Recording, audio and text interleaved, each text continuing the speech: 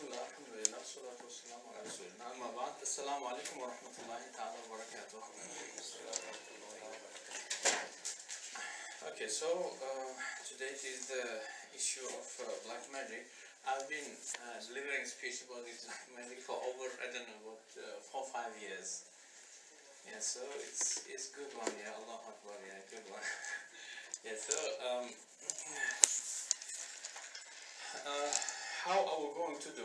This worksheet is going to be the last thing that we're going to study. So before that, we will do some introduction just to find out what is this black magic, okay, and how does it affect, and how does this work, okay, and maybe a few important, you can say, points about the magicians, black magicians, okay, because there are many type of people classed as magicians, but they are not. Some of them are just liars, charlatans, making money, okay.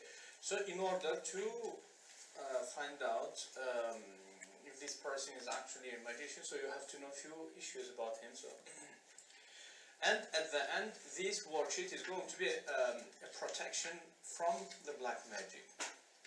Okay, so it is just Ruqyahs, which we have got from some of the narrations. Some of them are authentic in terms of a chain, and some of them could be weak but by the chain, but in our field we just disregard the chain. The most important thing is the end result.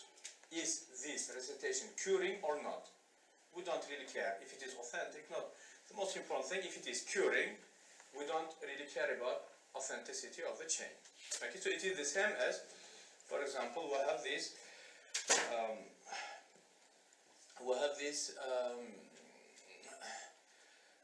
few ahadith, okay, in which narrators are claiming that Prophet Muhammad said that it is a cure for everything. Some of them practically has proven itself, but some of them couldn't. Okay, so so we just go with the end result. The most important thing in this type of fields, the end result. Okay, so anyway, before we go to the main topic, just my question to you guys: do I have anyone who have been affected by black magic in his life?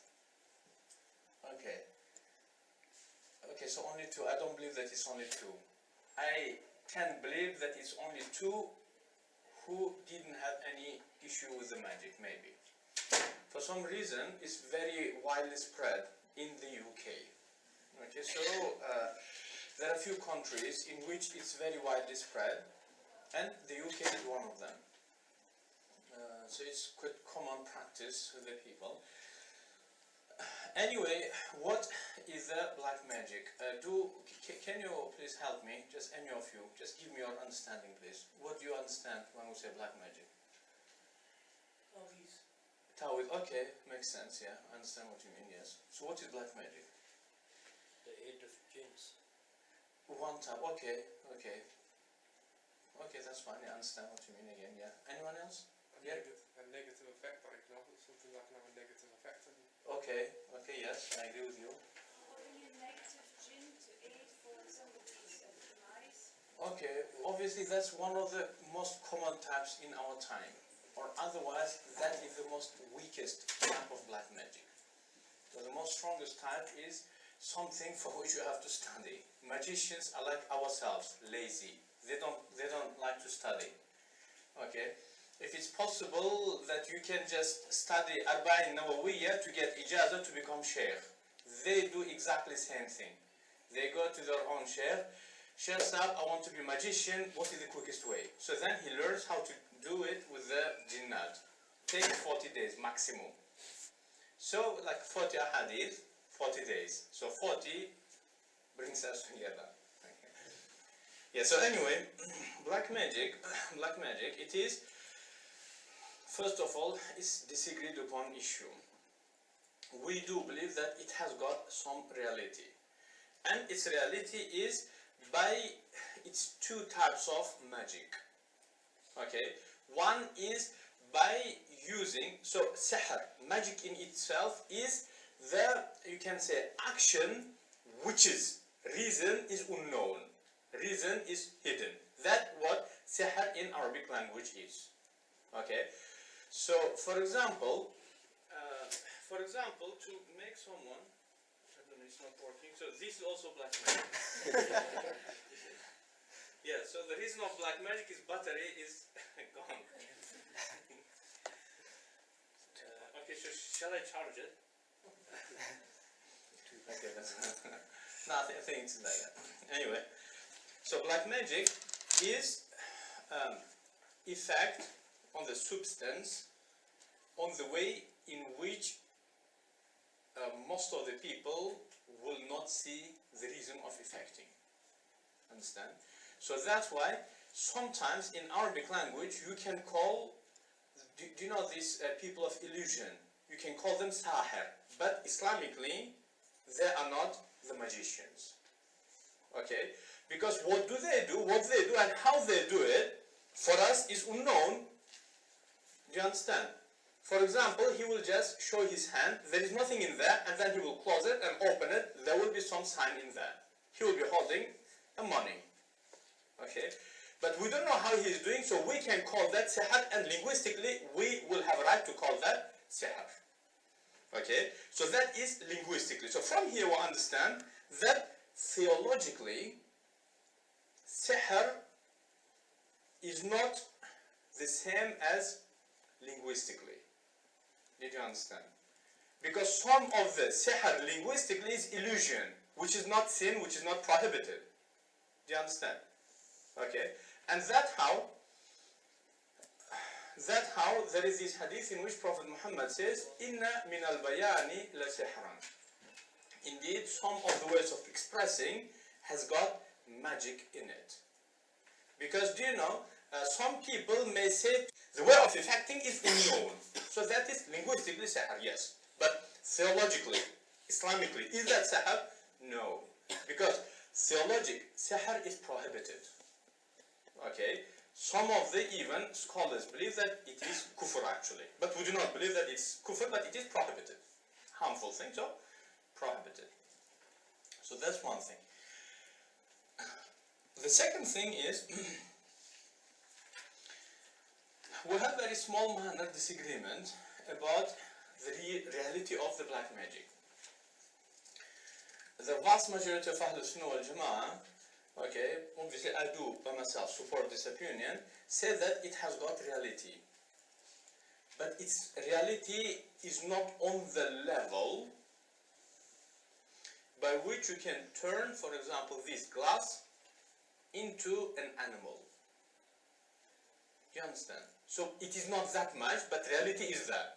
Okay, and second opinion, and that is the position of the Mu'tazila, and very minor group of Ahlul Sunnah. They believe that black magic does not have any reality, but it is only illusion. Means it will make you to think. You understand?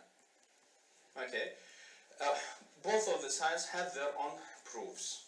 Okay, we are not, or do you guys want to find out the proofs, evidences? I don't think that you came here to learn the evidences, but you came here, I can see that people came to learn how to do black magic. So why do we need to go into the evidences, you know? Anyway, so in Quran, Allah subhanahu wa ta'ala says, do you remember in this challenge between Prophet Musa,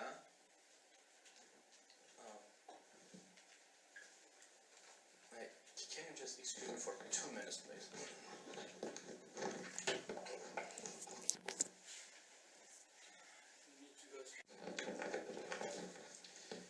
Sorry. So anyway, so that is the black magic. And then there are two main types of magic. One is that what we call astrology. Okay, and the second thing is by recitation. Okay, and astrology, it is, you know, the people who are into the astrology, it's mainly these people who study the astronomy perfectly, and then they go one step further. Okay, so in the science of astrology, which normally we say prohibited, we do not believe into it, so they do believe in effect of different planets in different time period on some certain specific way, which you can predict. Okay? Obviously, I do not go that side, but in our herbal medicine, do you know the movement of the moon, it will affect on the health of the person. Do you understand? And which is scientific. Do you know, for example, the sea. The movement of the sea will be depending on the movement of the moon. It's scientifically proven. Am I right? Human being is a substance. It's the same as the water of the sea. So if moon can affect on the sea, so don't you think that it can affect on the human being's body? Okay? Especially in our herbal medicine, it is very useful information to learn that when it comes to the issue of buhran. Buhran, it is the peak of your illness. After that, you will have only 2-3 days. Either you die or either you become healthy. So buhran is when your body will struggle to fight back. Okay, so in our body, we have two levels. One is the general, you can say, system, and the second is, you can say, governing system. We call them quwa. Governing system is, you can say, the deadline. You can say it is like parliament. And the rest of the body, which has akhlaq elements, just general elements, that what will be fighting against the illness. Okay, and in herbal medicine, we do nothing except give remedy to strengthen of this normal, you can say, level, this system, to fight back against the illness. But when the governing body of our body will understand that 4 elements of our body is struggling to fight back, so the governor will get engaged. After that, if it fails, you are going to die. Okay, we call them quwa. Okay, it's very well known in Greek Islamic herbal medicine.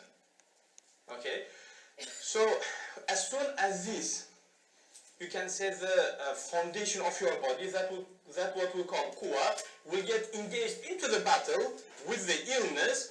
So now we just count it down straight away. If battle will start in some certain lunar nights, you can predict what is going to be the consequence of the patient. Either he will die or either he will survive, but very quickly. Okay? So that is about this issue. And even Rasulullah ﷺ advises us to fast on the bright lunar days. Am I right? Why is that? Because it is the time in which your body completes the full circulation. Do you understand? Okay, so in that time, actually the circulation is completed. When it will restart itself, you may not be able to control, because whole body will be focusing on the circulation. So then, mentally or like from the psychological point of view, you will be unable to control, because all of your energy is focused on one direction. So it is recommended for you to fast. It will help you to control. Okay, so anyway, so that is the first type of black magic. This type is very rarely available, because for you to learn it, you have to, first of all, you have to find genuine teacher. Okay, even after finding, they will not teach you. They're very greedy people. Okay, they will just carry on, just convincing you that they're teaching you, but they will give you nothing. For 10 years, they will be just carry on giving you same thing, but from different angles. So they will not teach you. And even if any of them will start teaching you, so it's quite a long journey to learn. 10-15 years easily. Okay, so that's why, how do you find a magician who does that type of black magic? But even Islamically, even that one is prohibited. We don't do that. We don't learn it, and we don't do that. Okay, that's prohibited. So that's one type. And the second type is based on the recitations. And that is the most common one. And that is also 2 types. One is, by recitation, they call some certain ghosts. And that is the most common one. Okay, and the second type is by recitation, they will affect on you directly. For this, black magician has to be very strong by himself. Spiritually, he has to be very well off. They do not do that, very hardly you find any. So the most common one is the second one, which is they just, by reciting some certain recitations, they get engaged with the ghosts. Okay, so it could be jinnat, it could be anything. Okay, so these ghosts, as we Muslims know, there are many different types of unseen creations, and all of them, according to us, called jinnat. Okay, but even Quran mentions the types of the jinnat. Jinn in Arabic language is unseen. Unseen, anything, even angels linguistically could be called jinn because they're unseen. Okay, and do you know this? For example, Janeen. Janeen is a baby. Janeen is, do you know, when lady is pregnant, so when baby is in the womb, we call it Janeen. Same word, jinn, because unseen, we cannot see. Okay? Or for example, Junoon, Majnoon, Junoon, insane, because his brain is unseen, no brain. Brain is unseen. So jinn is actually unseen. Okay? So anyway, jinns, the creations that what we call jinns are different types. Not all of them are similar to each other. And Quran gives the names of some of them, but not all of them. There are many types of jinnat. Okay? And each type of jinns will have its own tribes. So for example, Punjabis, Mirpuris, I don't mean Mirpuri jinnat, you know? No, but one thing is very strange. You know this jinnat business, what is the most predominant language in the human being world? English. Who said Urdu?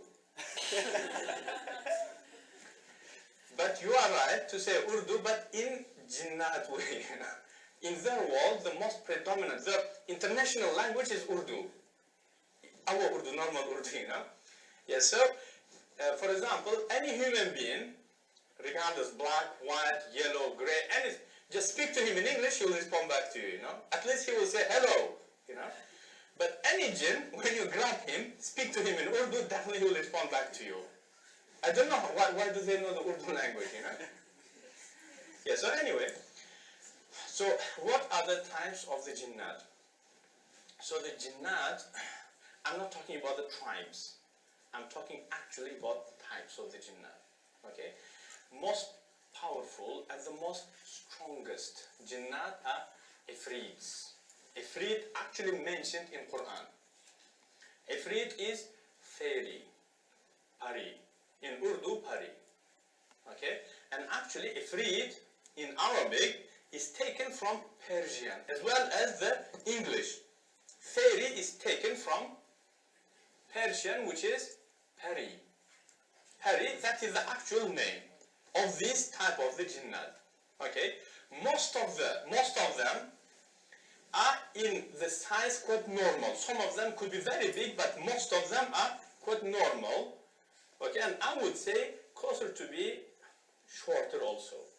Okay, and the ifrits are the main, you can say, people of the knowledge, jinnat of the knowledge. Okay, so the most knowledgeable ones among them jinnat are these ifrits. Fairy. You know, even in our, you know, these Hollywood, Disney, Walt Disney cartoons, fairy is that magician, isn't it? That is actually right. The most knowledgeable one among them are paris, fairies. Okay, because it is the same as, for example, among the animals, what is the most intelligent? Dolphins, maybe. Do you understand? So can, for example, dog be on the intelligence of dolphins or monkeys? Cannot, because of physical structure, physical construction. Do you understand? So that's how jinnat are like that. So ifrits are the most knowledgeable, most intelligent. The rest of the jinnat, they cannot even come close to their level. It's not because they are lazy to study, but that's their structure. Do you understand? Okay, same thing, for example, about the animals. Anyway, and also Quran mentions another type of jinnat, which God mentions them by the name of Ghawas. Banna, Ghawas, two different ones. Banna is, it is the jinnat that builders.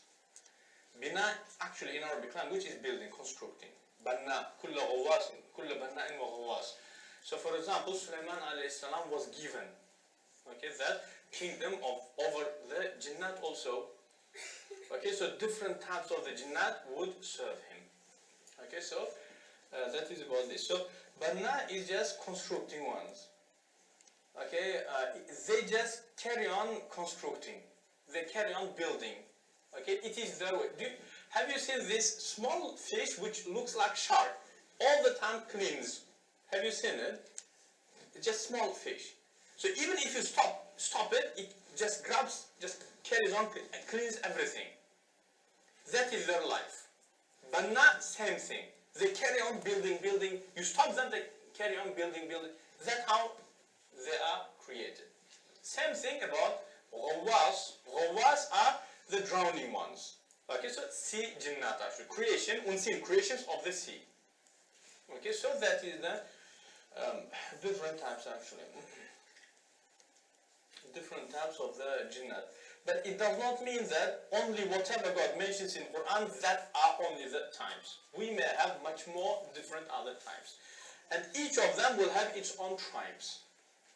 For example, Mirpuris, they will have their own different tribes, isn't it? Castes. Jack. Rajput. Do we have any Rajput here today? Rajput. Oh, mashallah. Royal family, isn't it? Rajput. So Ifrit is just one type of, you can say, unseen animal. That's what we call jinn. But they will have their own, you can say, tribes. And there will be conflicts even between them. And also, do you know this? Ifrits now is more or less becoming just like dinosaurs. Because female Ifrits are just finished off. Means they cannot produce themselves. So whatever left over Ifrits will have, so if they will die, Ifrit will be just as the dinosaurs of the jinnat, unseen creation. So that's the thing. So now, why are we mentioning these jinnat? Because the most common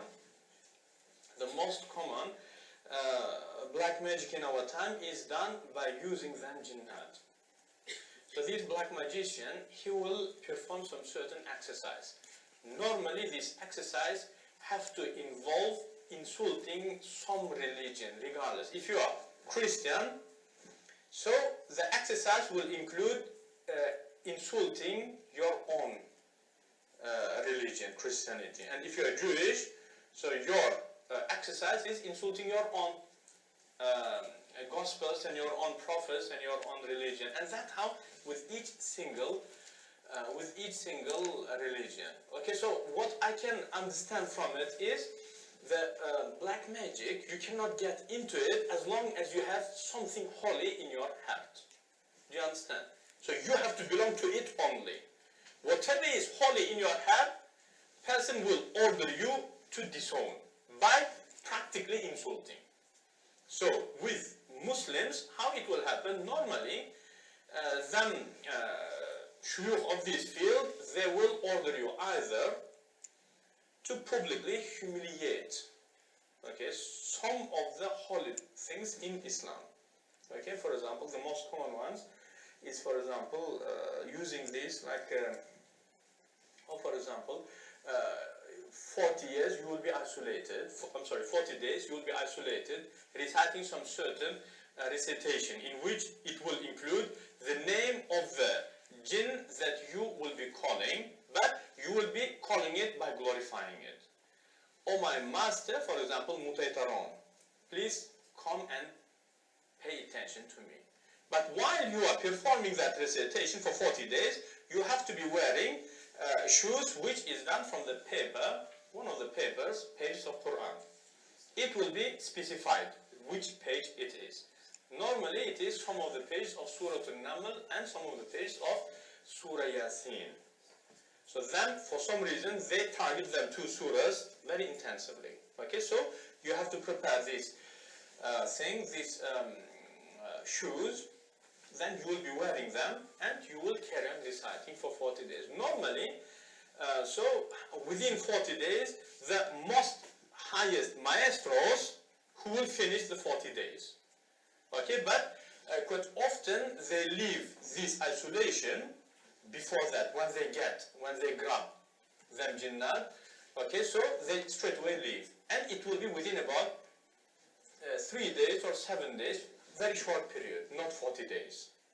Okay, yeah, and so this thing is, and also what happens. So, for example, this guy called Mutaytaron is king of its own tribe. Okay, and so when it comes down, first of all, it will carry on scaring you. It will. Do I have kids today?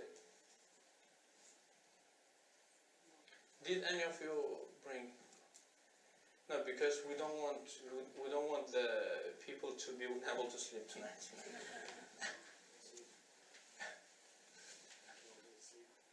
Right? How old are you? Sorry? 15. Do you watch this? What's this story about this? It was quite long ago.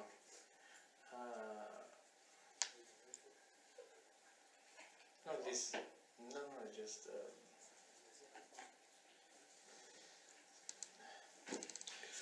So anyway, are you sure that it's not scary for you?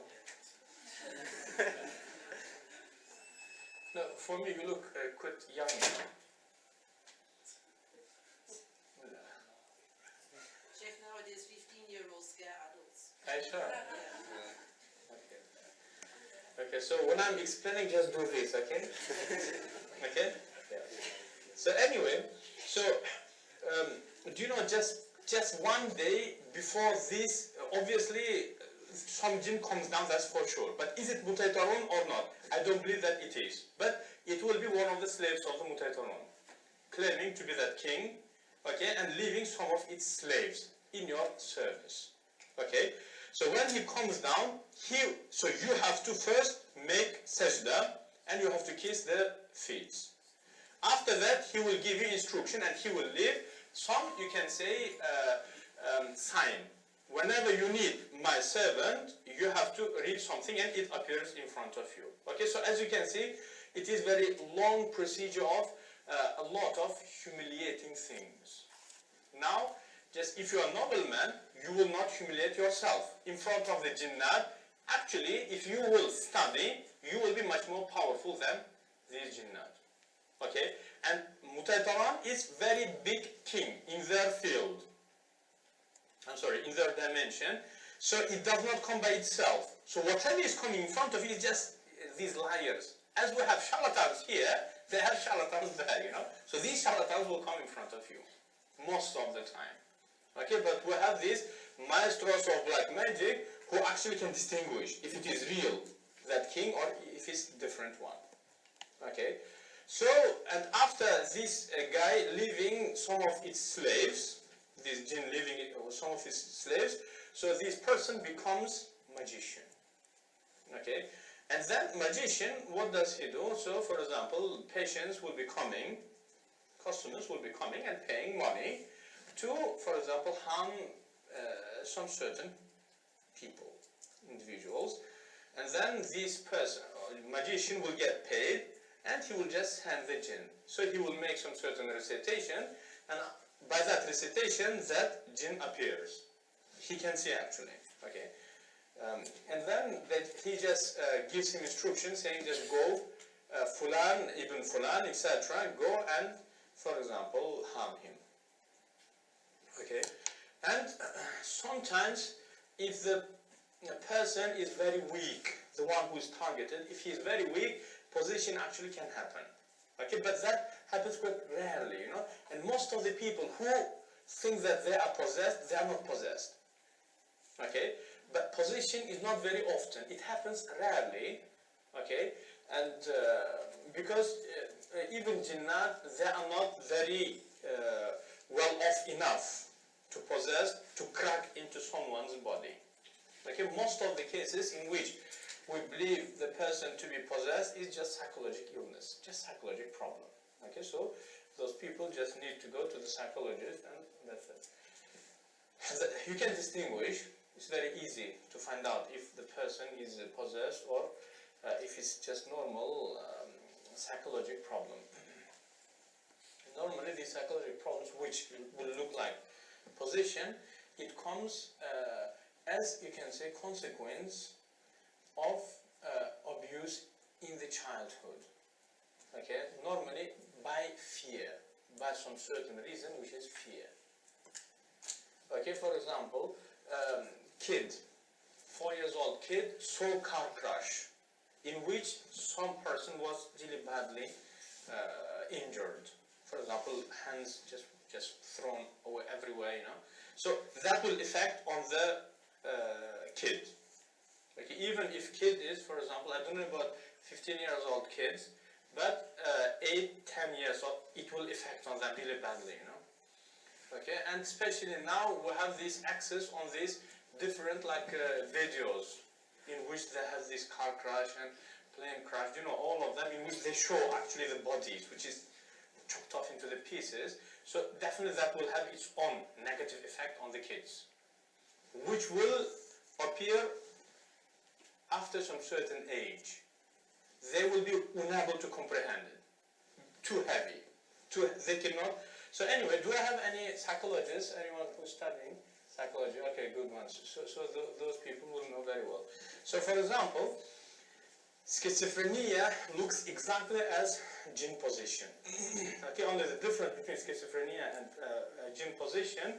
So in the Jinn possession, person, second personality does not come before falling unconscious. In schizophrenia, it may happen. Okay, but in Jinn possession, it never happens. So he has to fall unconscious and then come back again. Now you can say this is Jinn possession. But in schizophrenia, he will be just sitting as normal, close his eyes just goes round and then opens. Now he is talking. It's the same person. But in his childhood, his ego was crushed. So his ego, so the personalities which will appear in his body will be depending on the number of the pieces of the same ego. So if ego was crushed into 2 pieces, so he will have 2 personalities. Okay, but sometimes we have severe situations in which ego will be crushed into many pieces, 5, 6 pieces. Okay, and each time some piece will be acting with you. And it will look like 5 different jinnat. But it's not jinnat, it's the same person but with 5 pieces of the same ego, which is supposed to be together. So that is one thing. And also another example, another proof of finding out if it's schizophrenia or Jinn possession. Do you know, in schizophrenia, when one piece of ego will be speaking to you, it may not remember, or it does not remember what happened when person was using another piece. Do you understand? But in the Jinn position, when Jinn will be speaking, Jinn will remember everything, regardless if it was with a real person or with him or with it. Okay, but when person will be speaking, most of the time he will not remember what was happening when Jinn was speaking. So even if you beat him severely, when real person comes back, he may not remember. It is the same as schizophrenia. But when Jinn will be speaking, he will remember everything. Okay? So he may say, do you remember when he was talking to you, he told you such and such. He will remember that. Did you understand? So, but the second one is not 100% distinguishing, but first one is really reliable. Okay, so these are maybe some highlighting issues, especially we have these psychologists, so it may benefit them in the future. I think we'll have a short break now. Okay, so after the break, inshallah, we'll carry on. Thank you.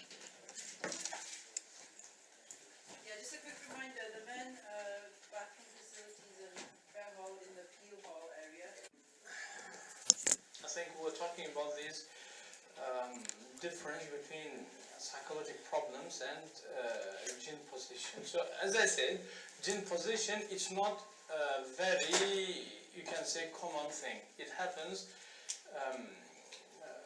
quite rarely. Okay? And most of the cases in which we think that it is black magic, it will end up of being schizophrenia or some type of psychological problems. Okay. Recently, I had this case in which it was just a young lady. Okay, she came with her mother, and everyone thought that it was possession. So then they brought her to me. When she came straight away, I could see that it's not Jinn possession because of a few reasons.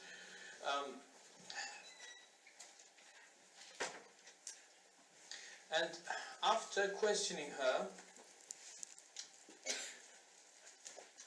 so she pretended to be possessed. She pretended to be possessed, and then I asked her a few questions. So she said that she came from one of the Arabian countries. She's lady, like a Asian lady, maybe about 20 years old kid or something. Yeah. So then she started acting that now Jinn is speaking. Okay, so I asked, where did you come from? So Jinn said, from Arabia, okay, from Sana'a. So then I started speaking in Arabic. Okay, I didn't get any response. I said, okay, I know this type of jinnat very well.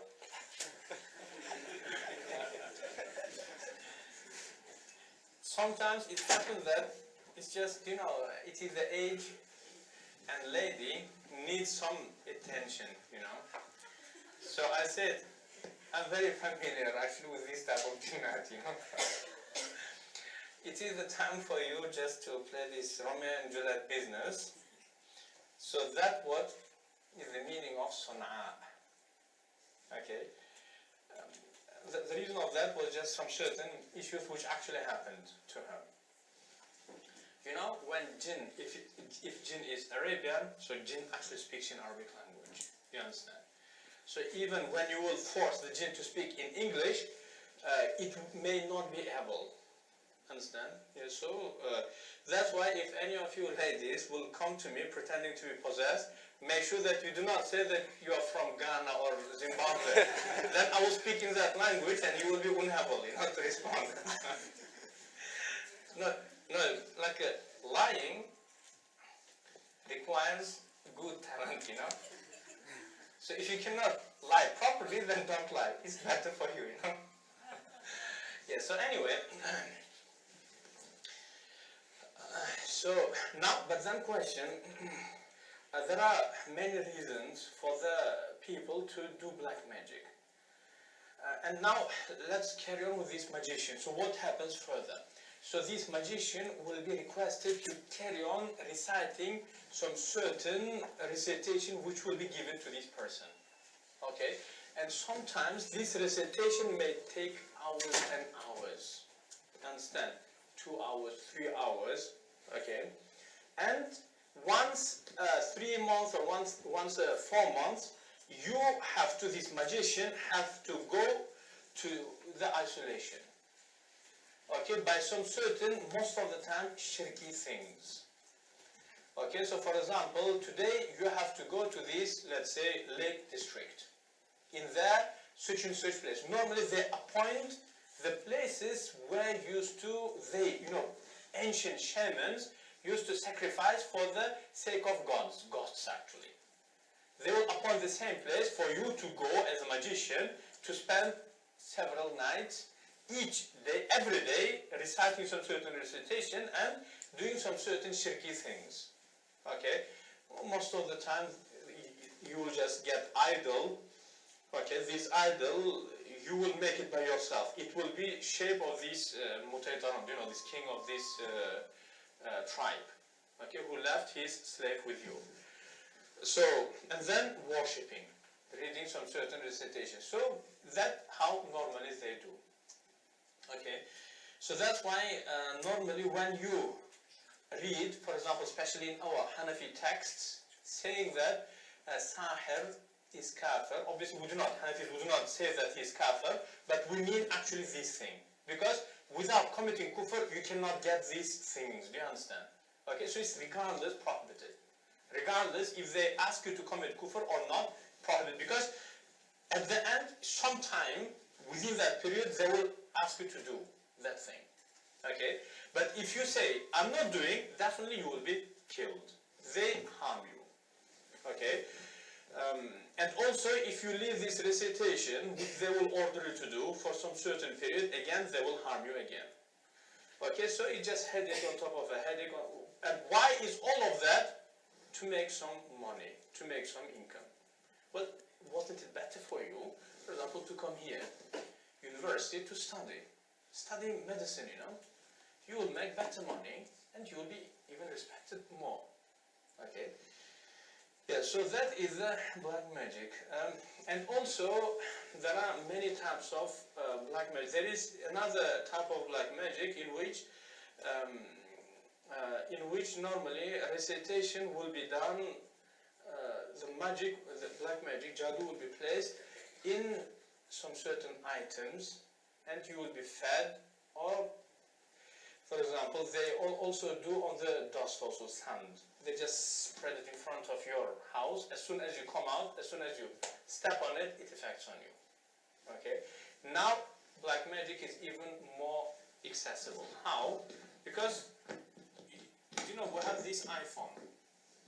Okay? You can take a picture of anyone. So picture is sufficient to do black magic on you. Okay? But before, for example, they would have to get something from you, of you. Your hairs, nails, whatever, of you, reading in it. But now picture is sufficient. Before, they would do some certain, for example, dolls. From the, maybe soil, from anything. Or even from the fabric. But now, picture is sufficient. Because making your doll and just stabbing, for example, on your different limbs, okay, so it would affect on you. But now, just picture is sufficient. They will have your picture, they will print it out, they read whatever they read, they sacrifice. Sometimes blood is needed. If it is a matter of death, of your death, blood is needed. Okay? Some of them, they do, just to make sure that it goes through, they do their own blood. Cutting their, for example, fingers, cutting their, for example, skin, and it falls on you, they stab, it happens. Okay? So it is just different, but one thing is good news. Okay, I can see the eyes, mashallah.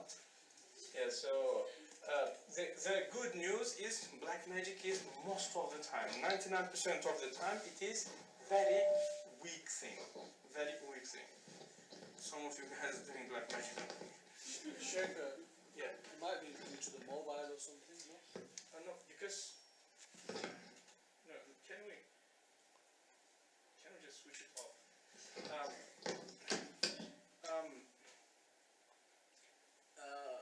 What time is it, please? There, you. Yes, I'm talking to you. Just the lady in grey. What time is it? Means she can hear me. I think that's sufficient. That's enough. Yeah. So anyway, so black magic is easy. It's very easily you can easily block yourself, protect yourself. But if you're already affected, so you can easily get cured. Okay, so that's why don't be scared. Any black magic is weaker than us. Okay. Actually, the contemporary black magic, because it's based mainly on these jinnat, unseen creations, and the most strongest unseen creation, as we said, is ifrit. Okay, and God is such amazingly merciful, clarifying that we human beings are stronger than ifrit. Do you remember the same story of Prophet Sulaiman? Okay, Man ya'tini bi'arshiha qabla an ya'tuni Muslimin. Who will bring her throne? Queen of Sheba. قال عفريت من الجن. Ifrit, one of the jinnat, Ifrit, أنا آتيك به قبل أن تقوم من مقامك. Before you will finish your meeting, I will bring it. Okay. But then Sulaiman alayhi salatu wasalam didn't accept that because it's too long. Because they were just about to arrive. وقال الذي عنده علم من الكتاب أنا آتيك به قبل أن يرتد إليك طرفك.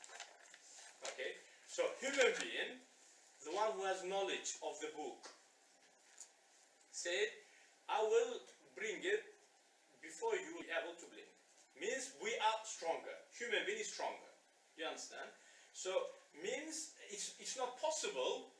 It's not possible. So if we get two creations, human being who is doing his own full capacity and Ifrit who is doing in his own full capacity, human being will be stronger. Do you understand? But we do not do it in our full capacity. For example, my question to you, we have the psychologists, magicians here. My question to you guys, what do you think? Do you know this brain? What is the percent of the brains that human being uses? Normal person. 10%. No, that's too glorious. Yes. Exactly, between 2 to 3. 4% using, that is generous. So what would happen if it would be 20? Okay, 50, 100. Means human being does not use everything that is granted to him by God. Do you understand? But competition in there, in front of Sulaiman alayhi salam, it was between two fully perfect creations of a human and jinn. And we were stronger. Do you understand? So because we are stuck in that useless things, that's why we do not use our full capacity. Okay? So if it is like actually non-Muslims are doing much better than Muslims, because we mainly, if it is like Hanafi Salafi business, so it is just bead, you know, where is your bead right now? Okay? And where God lives, that's two questions. Okay? But non-Muslims now, they already reached to the space. They are doing projects there. So they're using, you know. Okay, so if human being would use his own full capacity, we are much stronger. Okay, but it does not mean that because we are not using everything that is granted, so now we can be easily beaten. It's not that, because they have this Muslim, non-Muslims even there, you know.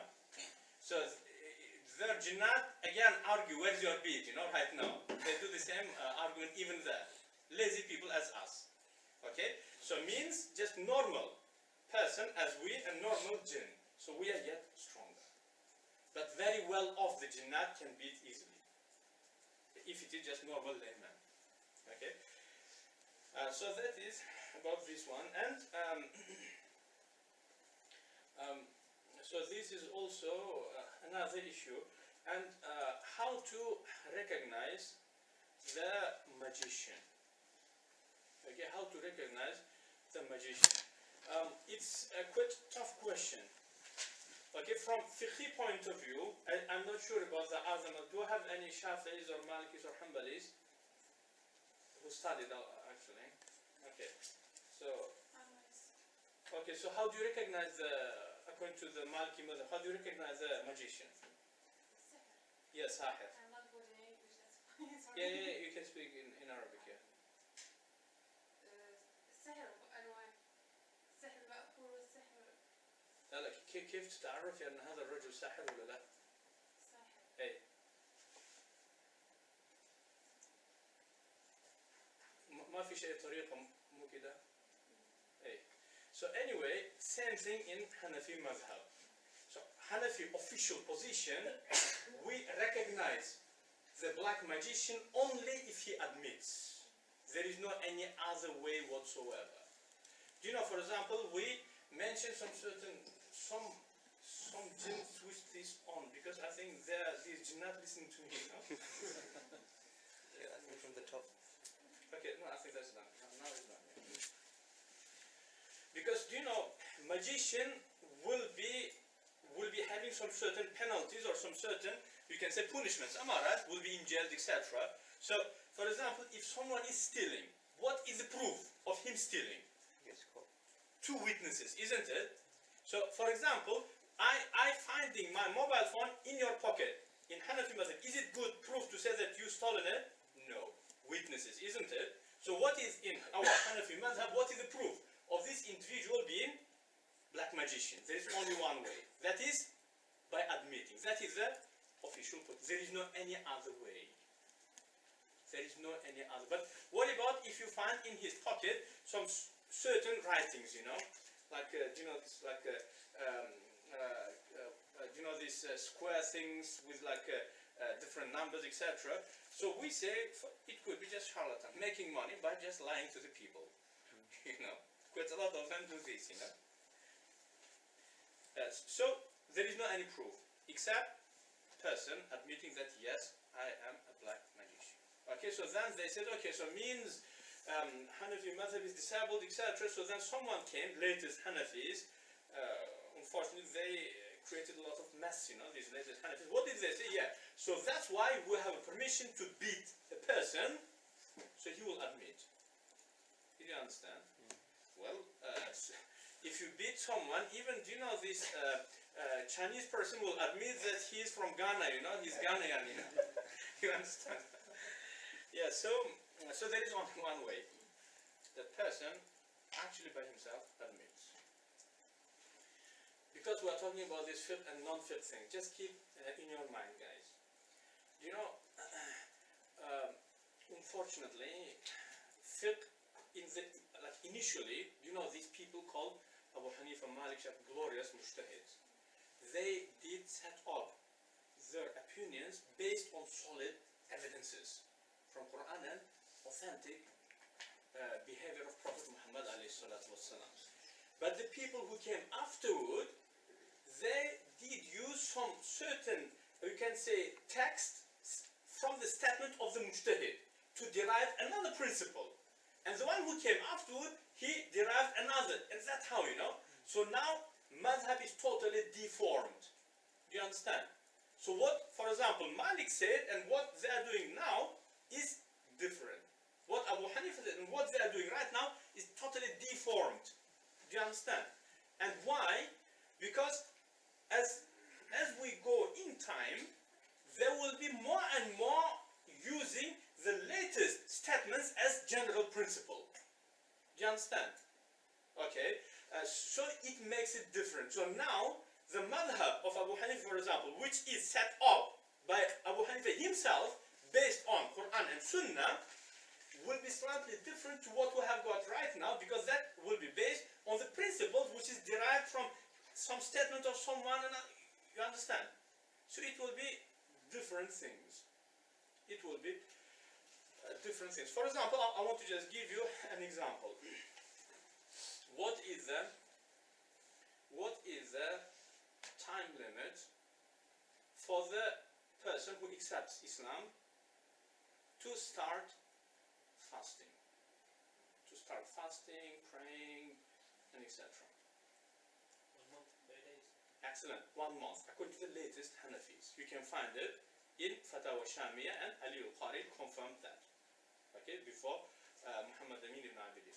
But according to Abu Hanifa himself, so he says everyone should do genuinely, and it will be based on his own ability, including considering him being father, mother. Do you understand? Looking after whatever he's responsible to look after. Okay, but you should do honestly. It may take up to 2-3 years, because first of all you have to fix your belief. For example, you are,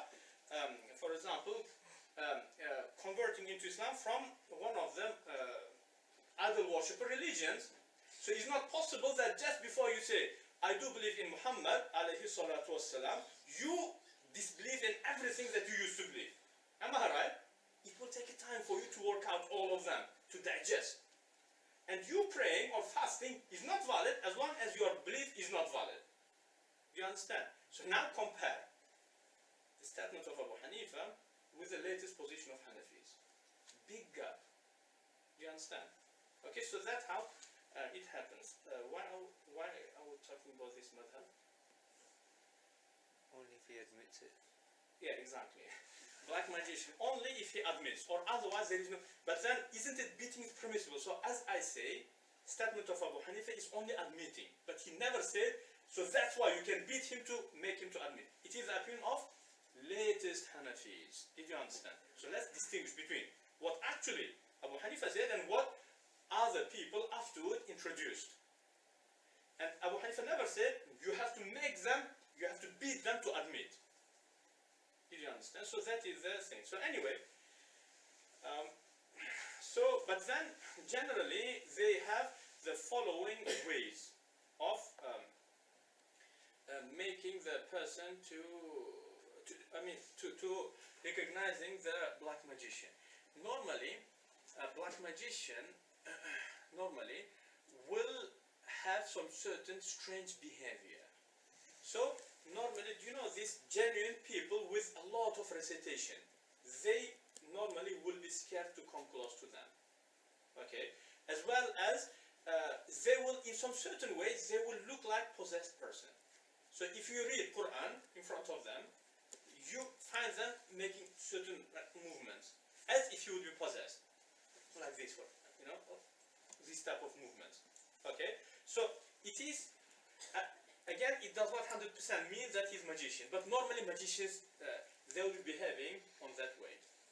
Okay, so these are the things.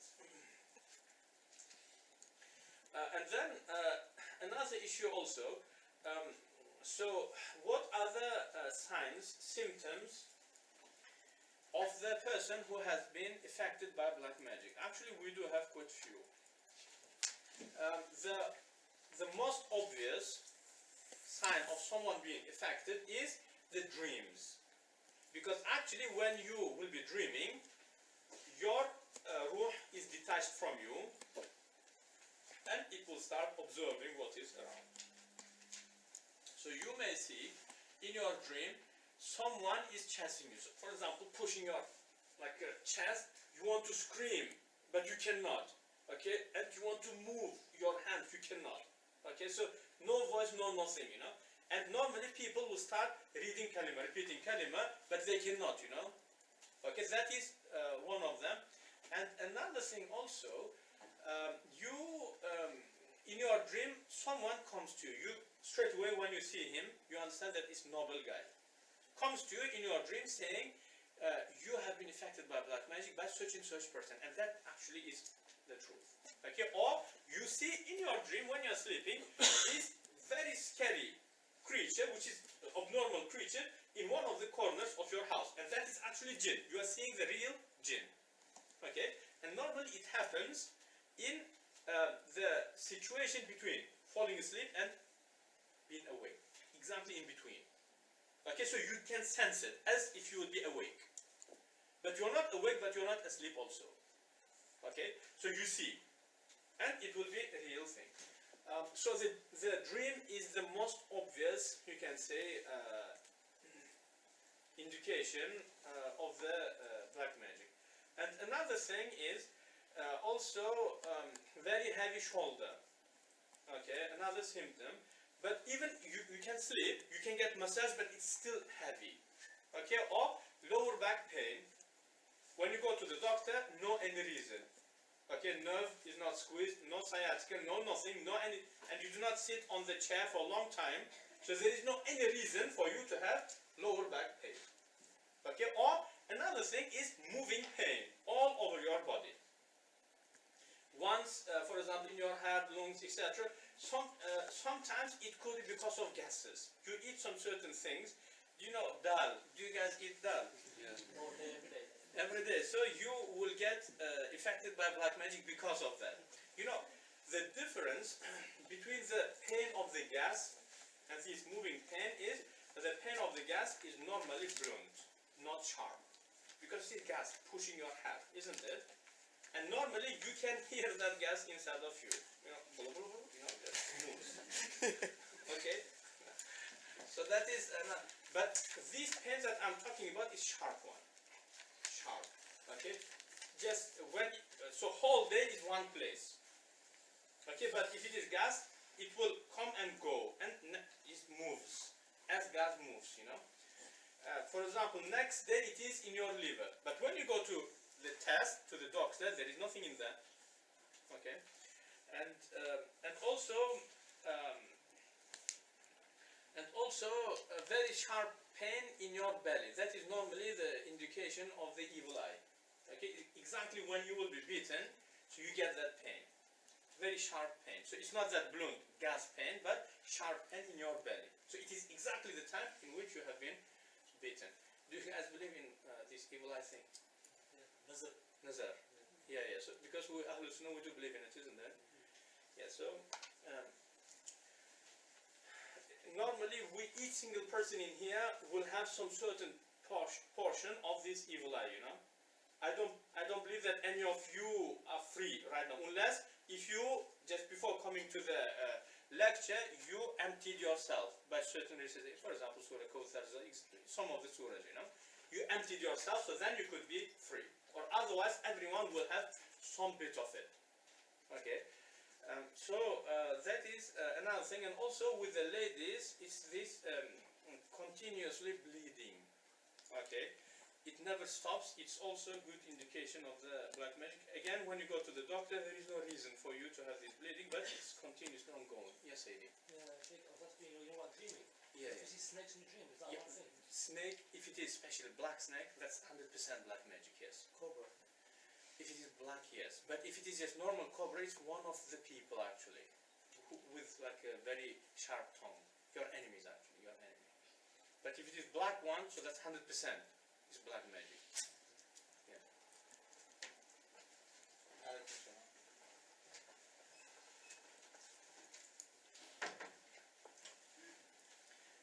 Anyway, so that is another thing of this black magic, and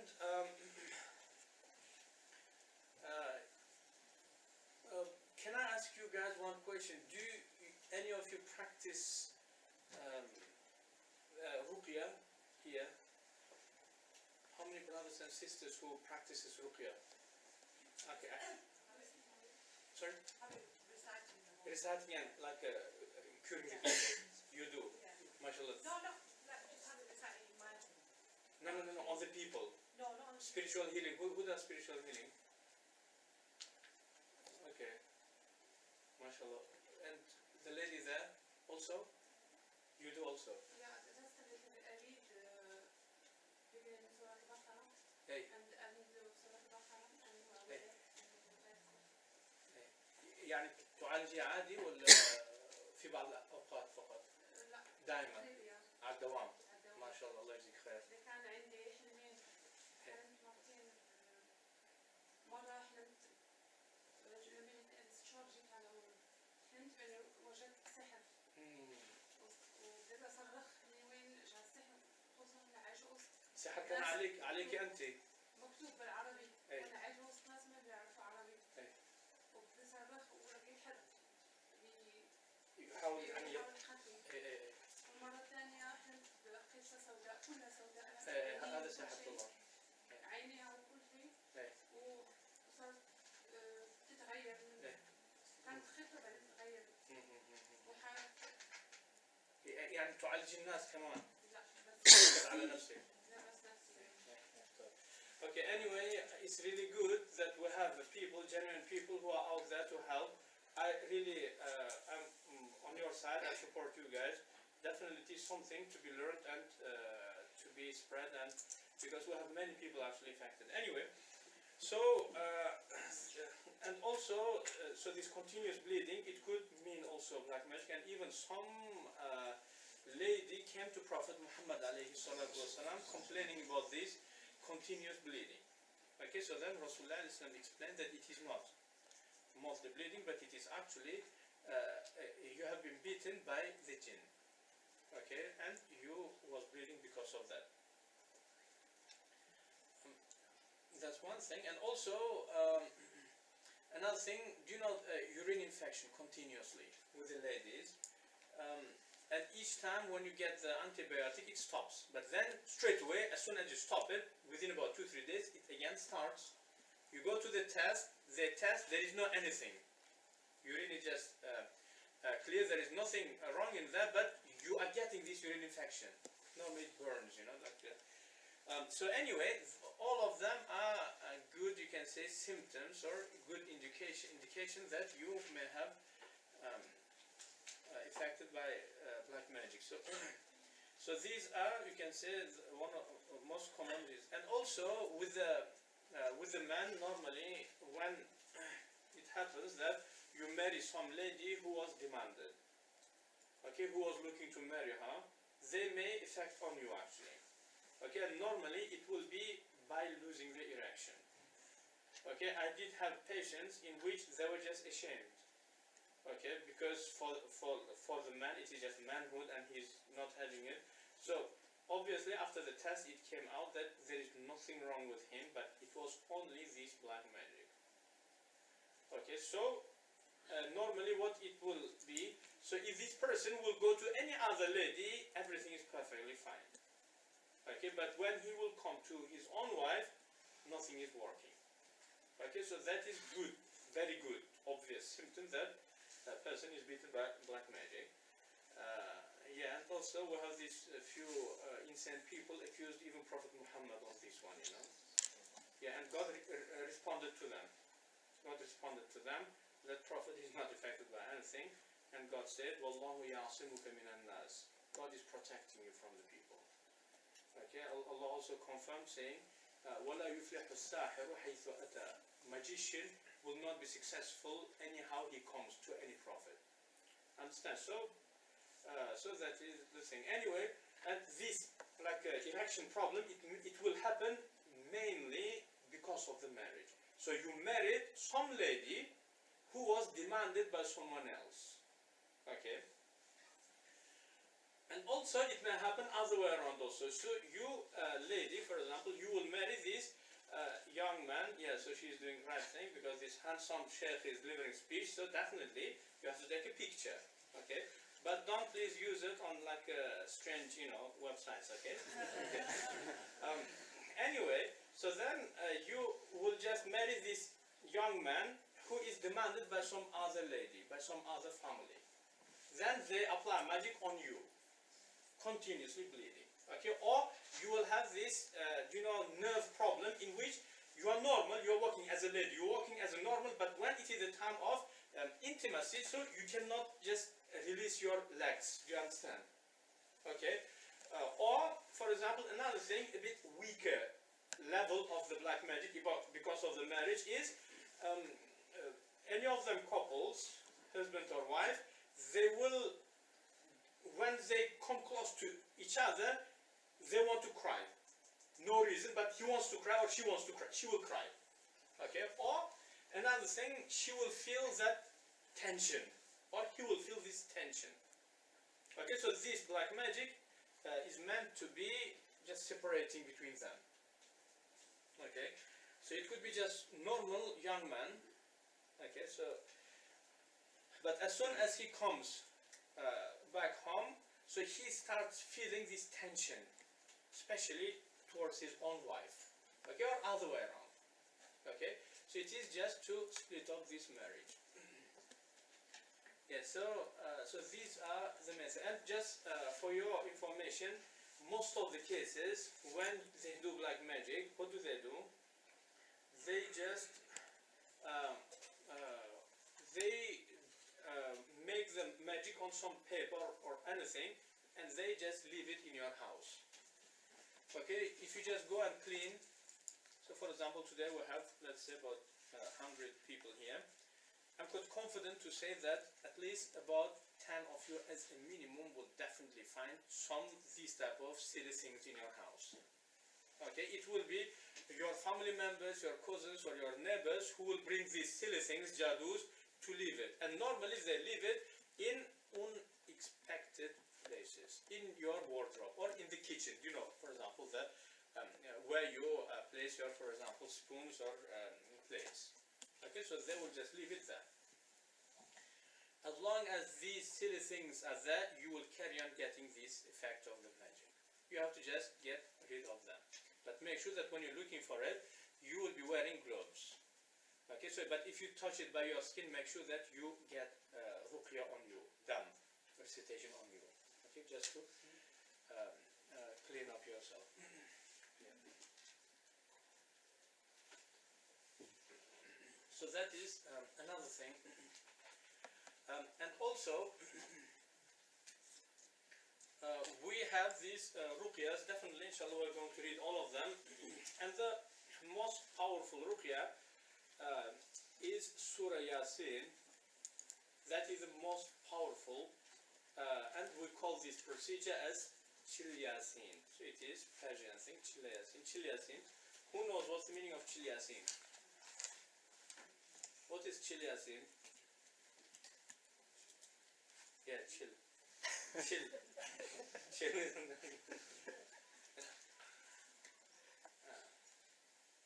it mean like 40 days? Yeah, it means 40, yeah. After chilla lagaya, yeah, so the people from Tablighi Jama'at, they understand the meaning of chill. So it's not chill for 40 days. So Chill Yasin is the recitation of Yasin for 40 times, but it has to be done within 3 days. Okay, so after this, no any black magic can survive. Okay, but if you are affected, it does not work on you. But you have to bring some other people to do it on you. So it's Yasin, and then after that, it never any black magic can stay after that. So we have these. We have Surah Baqarah, also very powerful. Okay, Surah Fatiha, Ayat al-Kursi, as well as the last 2 or even 3 verses from Quran. So all of them are quite powerful. Okay, so these are the things, and also recitation which is recorded in the devices. Will that be strong enough? I say not as first time.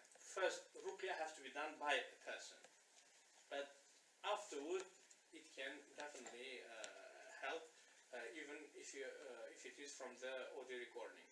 And just for information again, anyone who is not affected by magic, if you will read Surah Yasin each single morning, just once, it's impossible that you will be beaten by any type of magic. No position, not even jinnat, no nothing.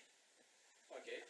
So for example, do you know when these people, some of the people, it could be anyone, who, for example, may say that some of the prophets are beaten by magic, or some of the even genuine saints, awliya, beaten by blood, it does not make sense. Because for the wali to remain as wali, he has to be in the zikr, isn't it? So it's not possible. It is the same as, do you know Africa, the equator?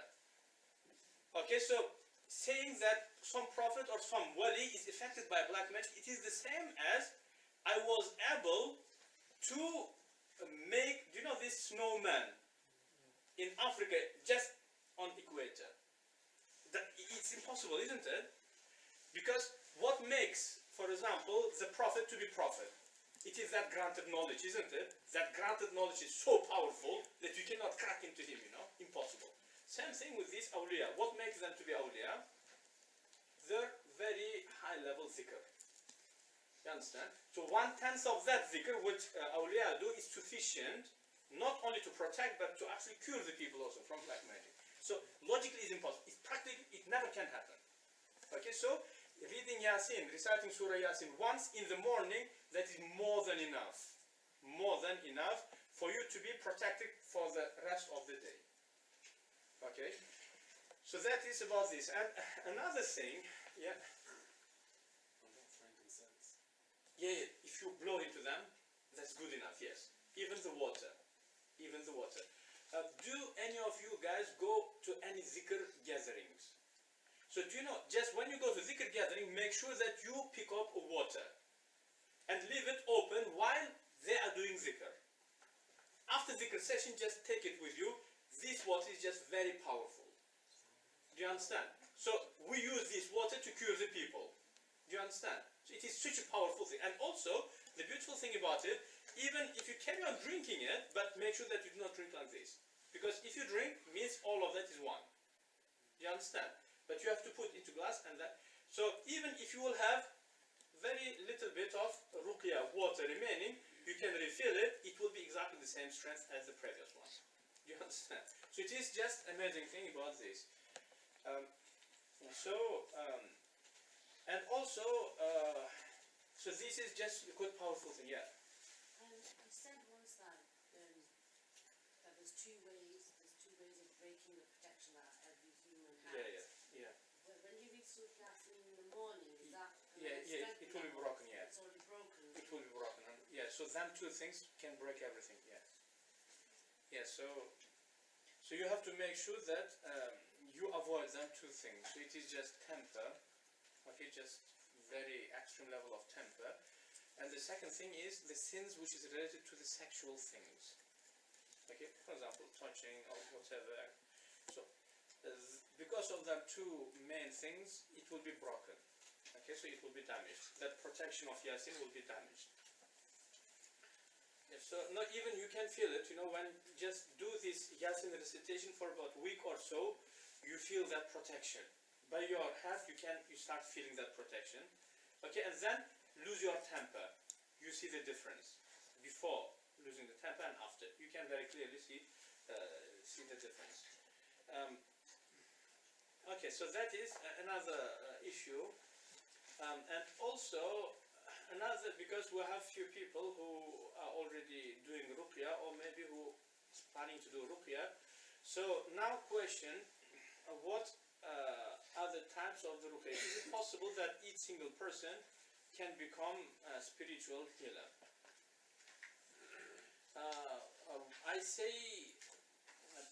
theoretically speaking, yes. Okay, but practically, not each single person that can become a spiritual healer. So there are two types of spiritual healer. One is born with it. So now, regardless what is your religion, regardless what is your race, you are like that. Okay, so even illness will listen to you. Okay, you can just tell this jinn or even the normal natural illness to leave this person and it goes. Okay, and the second person is, you can say, he's not born to be like that, but he will exercise this talent in himself. So those people normally have more risk of losing it. If you're born with it, you never lose. It may go just for very short period, but you are born with it, so it never can be that you will lose it. But the second situation in which you just exercise,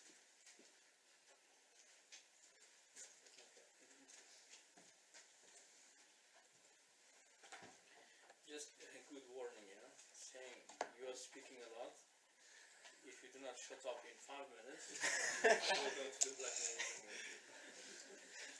Yeah, so when we have this type of bad other people, okay, you never can deliver speech.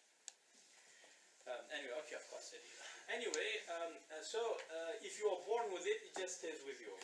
But if you are born with it, you can again improve it. You can make it even more perfect. Do you understand? So, for example, this person who is born with beautiful voice, for example, like mine, but then they can improve it. So before they could only sing these Michael Jackson songs, but after improving, they can even beat this Pavarotti and the Bocelli and all of them opera boys also, So you can improve it in yourself. So it is something that God granted you. So you have to improve it. But the second situation, in which you are not talented, but it's like skills, So you learn it, so you never can reach the person who is born with it. If he improves himself, but yet you can do well. Okay, for that you need these genuine people, and you have to be connected to someone. Okay, who could be also not born with it, but it has to end up on someone who has that thing naturally in him. Okay, but if you, for example, 10 of you and your Shaykh and his Shaykh, all of them are not born with it, but just, you can say, learned. Okay, so all of you guys one day can be beaten very badly. Okay, so normally what happens, when you start curing the people, so normally if it is position, so this jinn which you will unpossess, so this jinn has to go somewhere. It never can go back to the magician because he will be killed. Okay, so you have the first risk to be beaten by the same jinn. One thing. And the second thing is, as soon as you will start this field, okay, you will be good threat for the income of these black magicians. Because customers go to him to kill their enemies, and they do black magic, but it's not working. The enemies are still alive because of you, because you are curing them. this black magician will find out the reason, and you will be the first target to get rid of you first. Then he can do his money. Okay, so we have these type of risks also. Okay, but if you are under the protection of this person who is born with it, so you will be fully protected. And also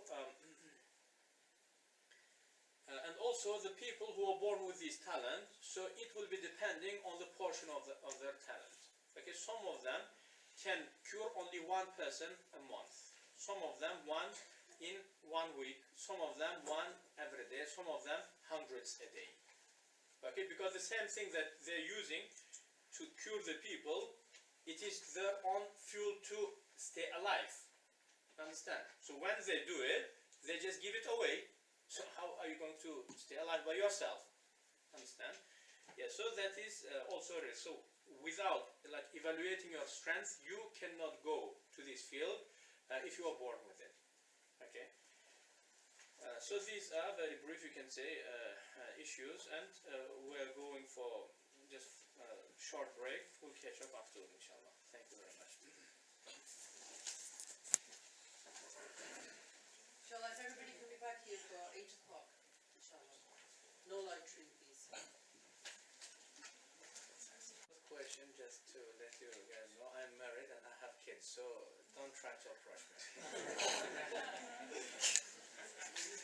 No, because these ladies, you never can trust them when they find this handsome guy as myself, especially Shaykh, okay, especially black clothes, okay, makes sense. So let's, yeah, you see, good one. No, look, just to be serious, in terms of using the jinns for the good purpose, it's disagreed upon issue. So from the fiqh point of view, it is disagreed upon issue. Okay, so we have good number of Hanafi fuqaha who say it's not permissible. Okay, but as far as I know, we have the second opinion also. Okay, and that is the most predominant opinion of Ahl Sunnah, including the Salafis also, because Shaykh Ibn Taymiyyah actually mentions this in his Fatawa, Majmu' al-Fatawa book, that it is permissible if it is for good purpose. Okay, just take it from my side. You know the jinnat are very weak creature. Do you understand? So it is the same as you have a sparrow, okay, and you want to lift big, you can say, rock, and you use your sparrow to help you. How does it look like? That's one problem. The second problem is these jinnat, because we don't see them, so they lie a lot. They're quite deceptive. You understand? So they lie a lot, and they. So what do? If you will try to use the jinnat even for good purposes, so he will just go and he will just come, but he will just sitting next to you, and he will come back to you doing this. You know, Sheikh Saab, it was just big battle. You know, Hitler was there and all Napoleon. He will just lying, making up. As you guys lie, they lie also. You know. Yeah, so, and jinnat are quite weak creation. Okay, practically you cannot use them. I mean, you can use them, but they will not be useful. Unless if it is two jinnat related to each other, one is possessing someone, second is your friend. They will just go and agree with each other just to let that person free for, some time, but then he will just go back to possess him again, So it's just brothers making money, doing money, So, jinnat, from the fiqh point of view, using the jinnat is not kufr, is not shirk, as long as you do not do them silly shirky things, wearing Quran, etc., So as long as you're not doing that, so it does not constitute kufr or shirk. And are you sinful? I say jinnat are like a human being. For example, if you have a horse, okay, and you have this ill person, and you want to use the horse to take this ill person to the hospital. So are you sinful for using the horse? So jinnat are another creation like horse. Do you understand? So if you go to make sajda to the jinn saying, oh, you are God, so please help me, so then you are committing shirk with the horse also. Do you understand? But same thing with the jinnat. If you do not do silly things, it's not shirk. But do they help you? So that is the question. I say no, they do not help you. Okay.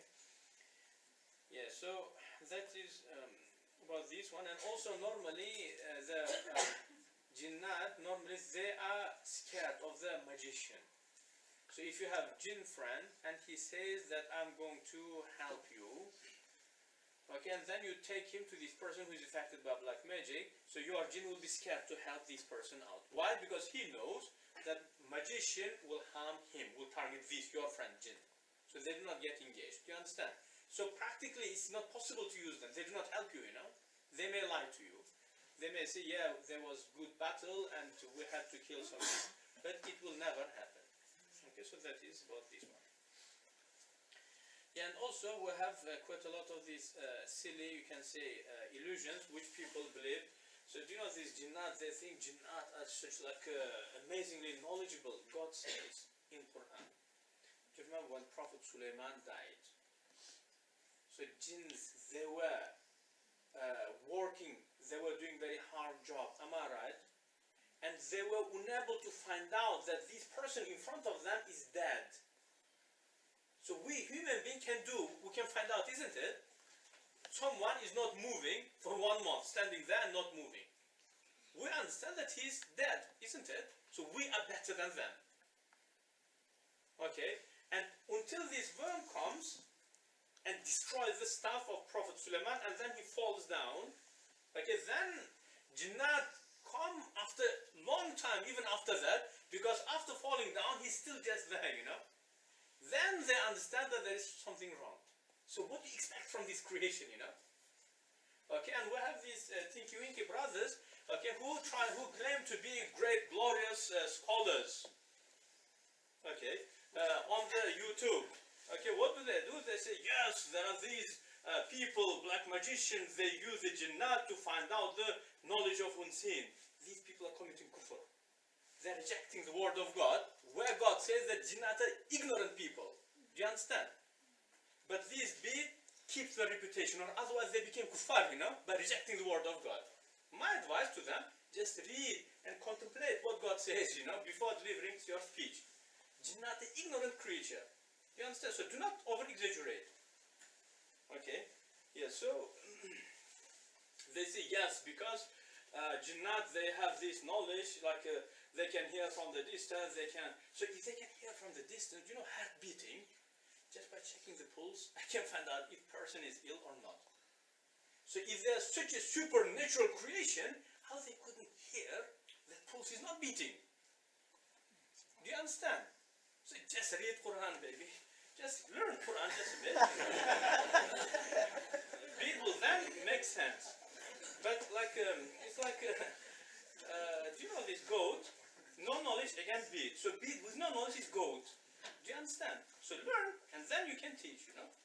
Yeah, but kufr, for me, that is kufr. Rejecting what God explicitly says, that jinnat, if they would have a knowledge, they would find out. Quran mentions that, you know. So you pretending to be shaykh and not knowing what God explicitly says about this creation called jinn, how you can deliver speech about jinnat without finding out what exactly God said first, then what Prophet says second, and after that what your ulama and your shuyukh say, you know. You come to the lecture hall without preparing, without finding out what God says about it, then making all of them silly statements, so then we say about you that you're tinky winky. Then do not be offended, you know, because that's what you are, you know. Anyway, another issue, no, because truth to be told, no, because unfortunately this word of God became useless thing, you know, useless thing. And God says, speaks specially about this jinnat, and no one cares. Okay, but then they go to find out about this.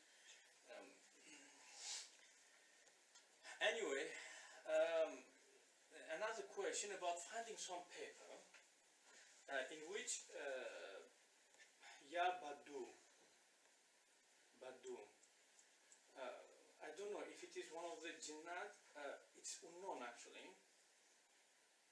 Okay, so the most, you can say, top ones, the Jinnat, are these which I mentioned. Mutaytarun is very famous, Immanuel is very famous, and Samuel, and them type of names are very well known, which normally these black magicians use. But this Yabadu, I don't recognize actually this name. It could be one of the Jinnat. Okay, so that's why I cannot comment on it. Okay, so is this black magic or not? I don't know. Sorry, excuse me. How is it spelled? Phaddu.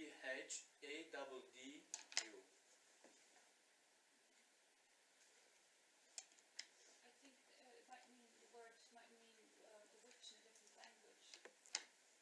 Ya is in our language, you know, Asian language.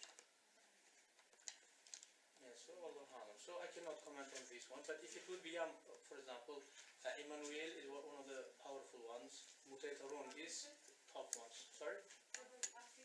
Sorry? It could be African. It's African. No, because all of them, they have their own geography. Africa does not exist. Okay, that's fine, yeah. Shaykh, do you prefer that the rest of the questions are left to the question and answer session? It's up to you guys. How you are willing to do, I'm ready. Inshallah, there's going to be a question and answer session around about 8:45. Yeah, what do you So want? maybe just... I would just say, so how would a person go about if they had this diet, you know, how would they go about to, you know? You know, if you are born with this talent, so you need to find the people of this field. For example, there could be people who can hear from distance, which can happen. Do you understand? So you need to find a doctor who is expert in that field, just to help you out with what you get.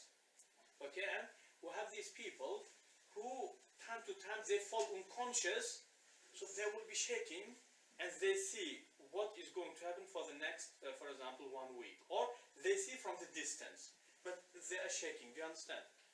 Very big maestros among them, they do not shake even in normal, so they will be gone, and when they wake up, they say, right now such and such is happening, and it will come true. Okay, so it is just not, do you know, for example, some of the snakes, do you know this shark? Shark can find the smell or taste of the blood from so long distance. Do you understand? Yes. So it is just God creating some type of thing. So it's not abnormal, but it is rare. So that's why for us it looks like abnormal. So God can create the people who have them strange senses. Do you understand? We have the people who can actually read your thoughts. Do you understand? Okay, or so it's just so it's not something to do with the Jinnat. Jinnat are totally ignorant creation. We are the main creation who have this knowledge and all of them things. Okay, if you remember this issue of angels complaining or questioning God about our creation. So God explicitly explained that He's creating us for the knowledge. So knowledge is our field. Okay, so if knowledge is our field, means we are granted the sources of knowledge also. So it's not only eye and ear and tasting and touching, but there could be much more. You just understand. So only 2 or 3% of the brain is working, but what about the rest? So that have to be switched on by some other sources of knowledge besides this color and sounds and other things. Do you understand? So it's very possible that, for example, right now in here, if we have 200 students, so it's very possible that 3 amongst you are born with this extra talent. Okay, and then, but you are not aware of that, yeah? I am one. Okay, what do you have? I give out healing energy. Okay. I see, and mainly it's touch, I feel angels, and sometimes we'll communicate. I will see things with people, things in the future. But it's mainly to do with me. Very rarely will I be showing somebody else unless they give permission because it's unethical? Okay, I show. Yes. Okay, it's a good one, yeah. So you see, so we may have people just sitting right now with us, and they have got this talent, but they may not assume also. Okay, and actually, most of those people, they think that they have psychological problems or they have some certain illness. But until you go to the right person who will explain what you have got, you will not be aware of that thing. Understand? Okay, so that is about this one. So, if you are born, for example, with this type of talent, where is the person who was asking? Yeah, so if you're born with this talent, so then definitely you have to find its own people, okay, and improve your talent, because it is granted by God to you, and God is going to question you. So Allah gave you this thing by which you could help out the people. What did you do with it? It's the same as if, for example, God gave me a lot of money, He's going to question me. What did you do with it? Yeah. But where would you find, I mean, where would you start? Yeah, so find, I don't know, just look for it. The person who looks definitely finds, you know. Understand? The one who finds, yeah. Where does intuition come from? Intuition is actually whisper of the angel. Is it? Yeah. Because, do you know, for example, Rasulullah says, إِنَّ لِلشَّيْطَانِ بِابْنِ آدَمَ لَمَّةً وَإِنَّ لِلْمَلَكِ بِهِ لَمَّةً. So lamma is, I would say, just whisper. Okay, indeed Satan has a whisper to the human being, as well as angel has a whisper to a human being. Okay, and then we do not get this whisper as a sound. Okay, because we, especially Muslims, we are very literalists. You understand? If Quran says that, for example, angels told him, so we think that, yeah, angels were speaking in our English language, you know. Okay, it's not that. Angels speak to us, but in different way. And most of us, because we are brought up on ignorant environment, so we expect sound and letters. It does not come, so we ignore it. Or otherwise, we get this speech every day from the angels. You understand? Okay, so, but because you assuming that angels speak in your own language, so you will never wake up to understand that they were talking to you, but you was just neglecting that. So, how do we receive their speech? We receive it as thoughts, as pictures and images in our mind. Okay, and very rarely we have individuals who are very well off in terms of their natural energy, who can actually see it, visualize it as you visualize the TV. And even then, it will not be like words, but it will be thrown as like images. And you have to work it out. Okay, so you get it as like thoughts. You think that it's your own thought, but it's not your thought. Okay, so Prophet Muhammad alayhi salatu wasalam says that indeed Satan has a whisper to a human being. So just amazing thing about Rasulullah, I'm quite confident that it's actually his own words. So Prophet Muhammad didn't say speech, but he said lamma. What's the meaning of lamma? Lamma is not whisper, it's just. So it is conversation. As well as angel has a conversation with a human being. Okay? And then Imam Ghazali, rahimahullah, hope everyone knows this person. Obviously in our field, regardless tasawwuf, so he is the main guy. His books, just amazing, explains all of that. Even the spiritual path as well as healing also. So he says you have to look at the end consequence of this whisper.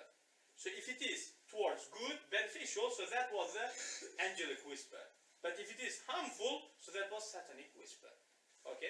And another explanation, okay, coming also from another of the genuine awliya, so he says that the whisper of angels all the time the quickest one.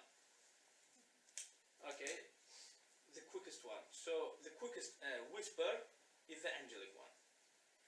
Okay, and the second quickest one is either your own or either satanic. But if Satan does whisper, so your will be third one. Because analyzing. So analogy is by using the blood in your brain, isn't it? Blood is substance. It is much slower than fire. Okay, and light is the most quickest one. Understand? So the first whisper is the angelic one. The first, it's not all the time first, because angel may not whisper to you, but it could be only satanic. Means the quickest one. I mean, the quick one. So when you see, even before you completing your vision, you get that whisper. So that is angelic one. Just go with it. Okay? And besides that, well, obviously in total we have 5 voices in a human being, including them 2, and we have 3 others. Okay? And normally these murshids, they are the experts of finding and explaining, okay, and giving the interpretation of this, you can say, 5 voices. Because just lay person, because he does not have experience with them voices, so he will be unable. Okay, do you remember this hadith? Some part of it is agreed upon, authentic, but some part of it is, there is some problematic, you can say, issue on its chain. So some person came to Prophet Muhammad ﷺ saying, Ya Rasulullah, please teach me some knowledge. Okay, well, some Bedouin is coming, so what you can teach him, right? Okay, and you may need long time. Rasulullah ﷺ said, Awatusalli, do you pray? Okay, obviously in here, Rasulullah ﷺ, I'm quite confident he did not mean the normal prayer. Okay, but he meant like, you know, this spiritual, you can say, status. Do you practice that avoiding the prohibitions and not backbiting, you know, like novelty? Do you do that? Okay, so this person was, Rasulullah says, Is'al qalbak, ask your heart, walau aftaka al-nasu, walau aftaka al-muftuna wa aftawk, means even listen to your heart, even if muftis, means scholars, will give you fatwa, many saying you are wrong, just listen to your heart and just go with that.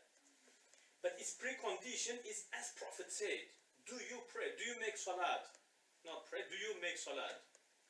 So make salat, after that just follow what your heart says. Do you understand? Means just listen how you are going to distinguish 5 voices from inside. Okay? So for example, if you know this person called Najmuddin al-Kubra, who knows this person? Who knows?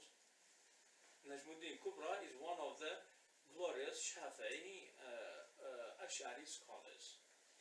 So he was speaking about the same issue. So he says, whisper of the angel normally light. That whisper of the Satan is heavy. If you do not have very pure heart, how are you going to distinguish, you know? We are used to these horror movies. We don't find it heavy, you know? So, means you have to be on some certain spiritual level to find out which one is heavier and which one, you understand? Second distinguishing, so he says, the satanic whisper, after finishing, it leaves behind it pain. Okay, you find it here. But angelic whisper, after finishing, it leaves tranquility behind it. You feel relaxed.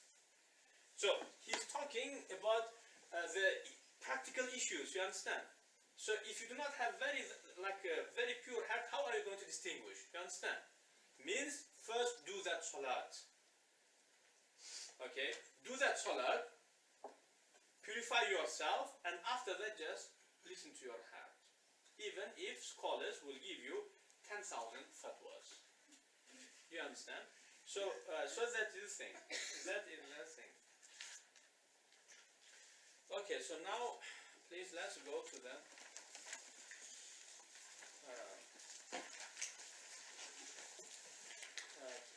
Ruqyah, please.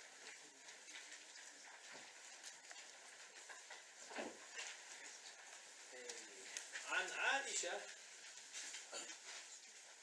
رضي الله عنها قالت كان رسول الله صلى الله عليه وسلم إذا اشتكى منا إنسان مسحه بيمينه if some of us would be ill, Rasulullah ﷺ would wipe him by his right hand. ثم قال, and he would say, أذهب البأس رب الناس, or maintainer of the people, أذهب البأس, remove this hardship, get rid of this hardship. واشفي, and cure, give shifa. أنت الشافي, you are the one who gives shifa. لا شفاء إلا شفاؤك, there is no any shifa except yours. شفاء لا يغادر سقما, that type of cure which does not leave over any illness. This is the actual text of the Ruqyah. Okay, for example, if we have any people who practice this spiritual healing, so that is the Ruqyah. The Ruqyah is from أذهب البأس. So just take it into the bracket, so that's what you can recite.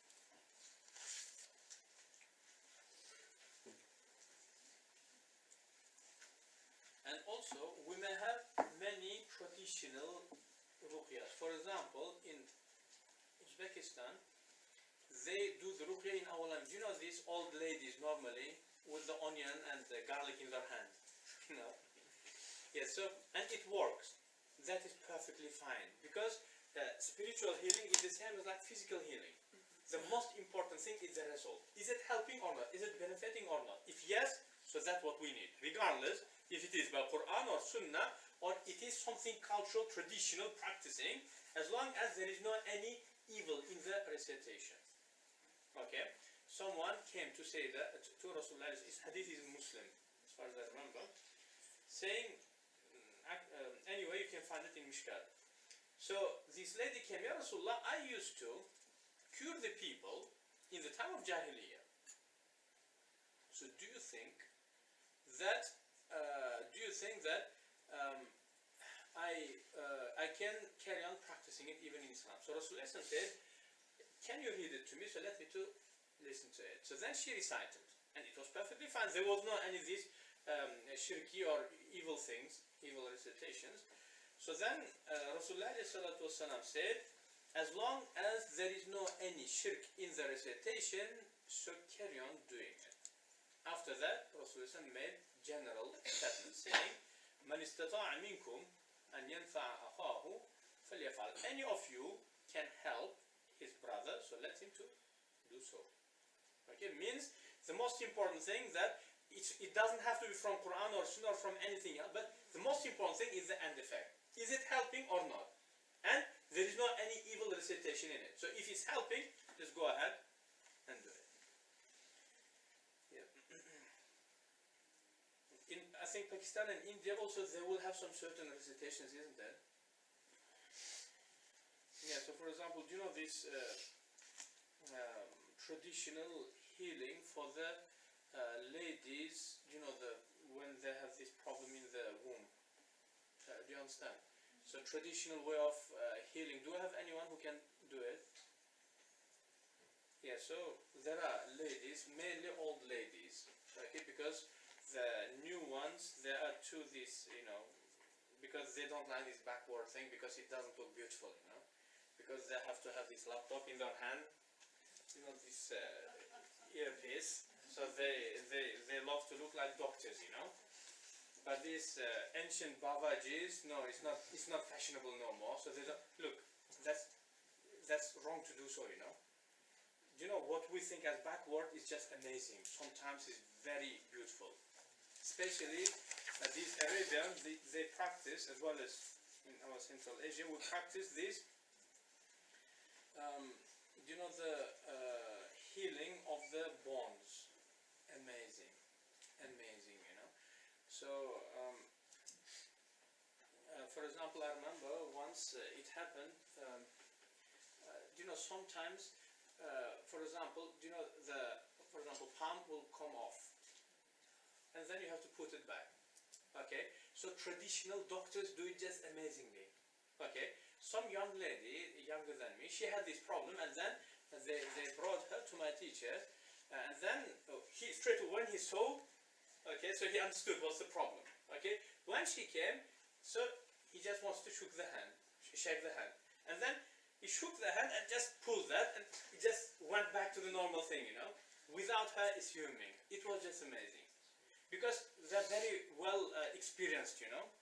Okay, and someone had, you know, this back spine just also coming off and just walking like this, you know, all heavy over.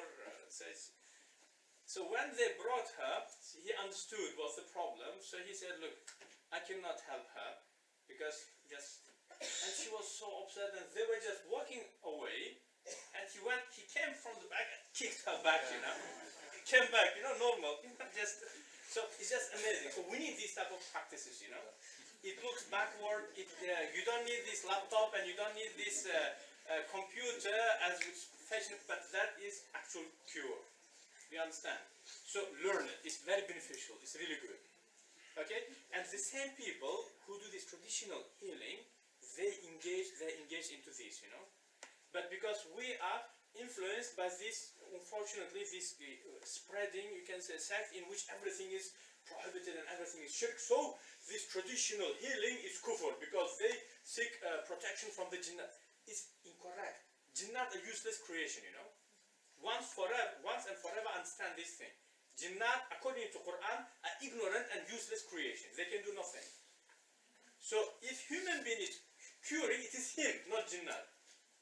And just forget about all of them shirky brothers, you know. It's not shirk. Learn it. It's good. It's because they don't understand it, so everything is incorrect for them. Anyway, so it means we do not have any restriction. So if you have any traditional people who are doing this traditional way, we should learn it. Okay. So it's not necessary that it should be some part of Quran or Hadith. So even though if Quran and Hadith is just powerful, amazing. But not only them two things. Okay. So عن ابن عباس رضي الله عنهما كان النبي صلى الله عليه وسلم يعوذ الحسن والحسين. So Rasulullah عليه الصلاة والسلام used to do Ruqyah on Imam Hassan and Imam Hussein. ويقول, and Rasulullah عليه السلام used to say, إن أباكما كان يعوذ بها إسماعيل وإسحاق, saying your father, mean great grandfather, used to do this ruqyah on his children Ismail and Ishaq. So Ibrahim alayhi salatu wasalam used to do this recitation. So what is the recitation? So if you are doing it on yourself, so you will read on the following way. أعوذ بكلمات الله التامات من كل شيطان وهامة ومن كل عين لامة. But if you read it to do on someone else, so you have to say أعوذ, not أعوذ but أعوذ. أعوذ بكلمات الله التامة من كل شيطان وهامة ومن كل عين لامة. Okay. Can you repeat the both, please? Yeah, so the first one is, if you are reading it on yourself, so you say أعوذ بكلمات الله التامة من كل شيطان وهامة ومن كل عين لامة. But if you do it on someone else, so you say أعوذ, not أعوذ but أعوذ, and the rest is as we mentioned before. Okay. So the meaning of it is, if when you say a'udhu means I seek refuge, I ask for protection. But when you say u'awwidhu means I give you, or I ask protection on behalf of you. Okay. بكلمات الله التامة, by the perfect names of, by the perfect words of God, من كل شيطان, from each single evil, Satan, wahama, and from any harmful animals or from any harmful creation, wa min kulli aynin lam, and from any harmful eye, from any evil eye. So that is that ruqyah. عن عثمان ibn أبي العاص الثقفي رضي الله عنه.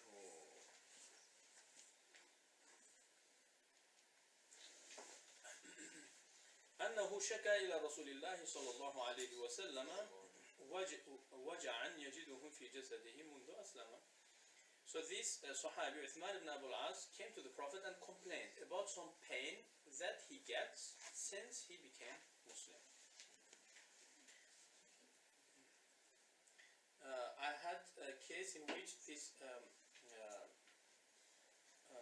English person, he was not Catholic, I don't believe so. So he converted to Islam, and then actually he was getting something similar, but it was not a pain. Okay, but it was some strange dreams, and when he would sleep, he would get all of them signs. Something is pushing his chest, as well as when if he would be on his own, he would feel presence. Okay, so all of them. Yeah. So and it was because of him accepting Islam. Actually, it was long ago. It was 2009, so it's over 6 years ago actually. I don't know what happened to him now. So this person came, complained to the Prophet Muhammad sallallahu alaihi wasallam. فقال له رسول الله صلى الله عليه وسلم. So Prophet Muhammad said to him, ضع يدك على الذي تألم من جسدك.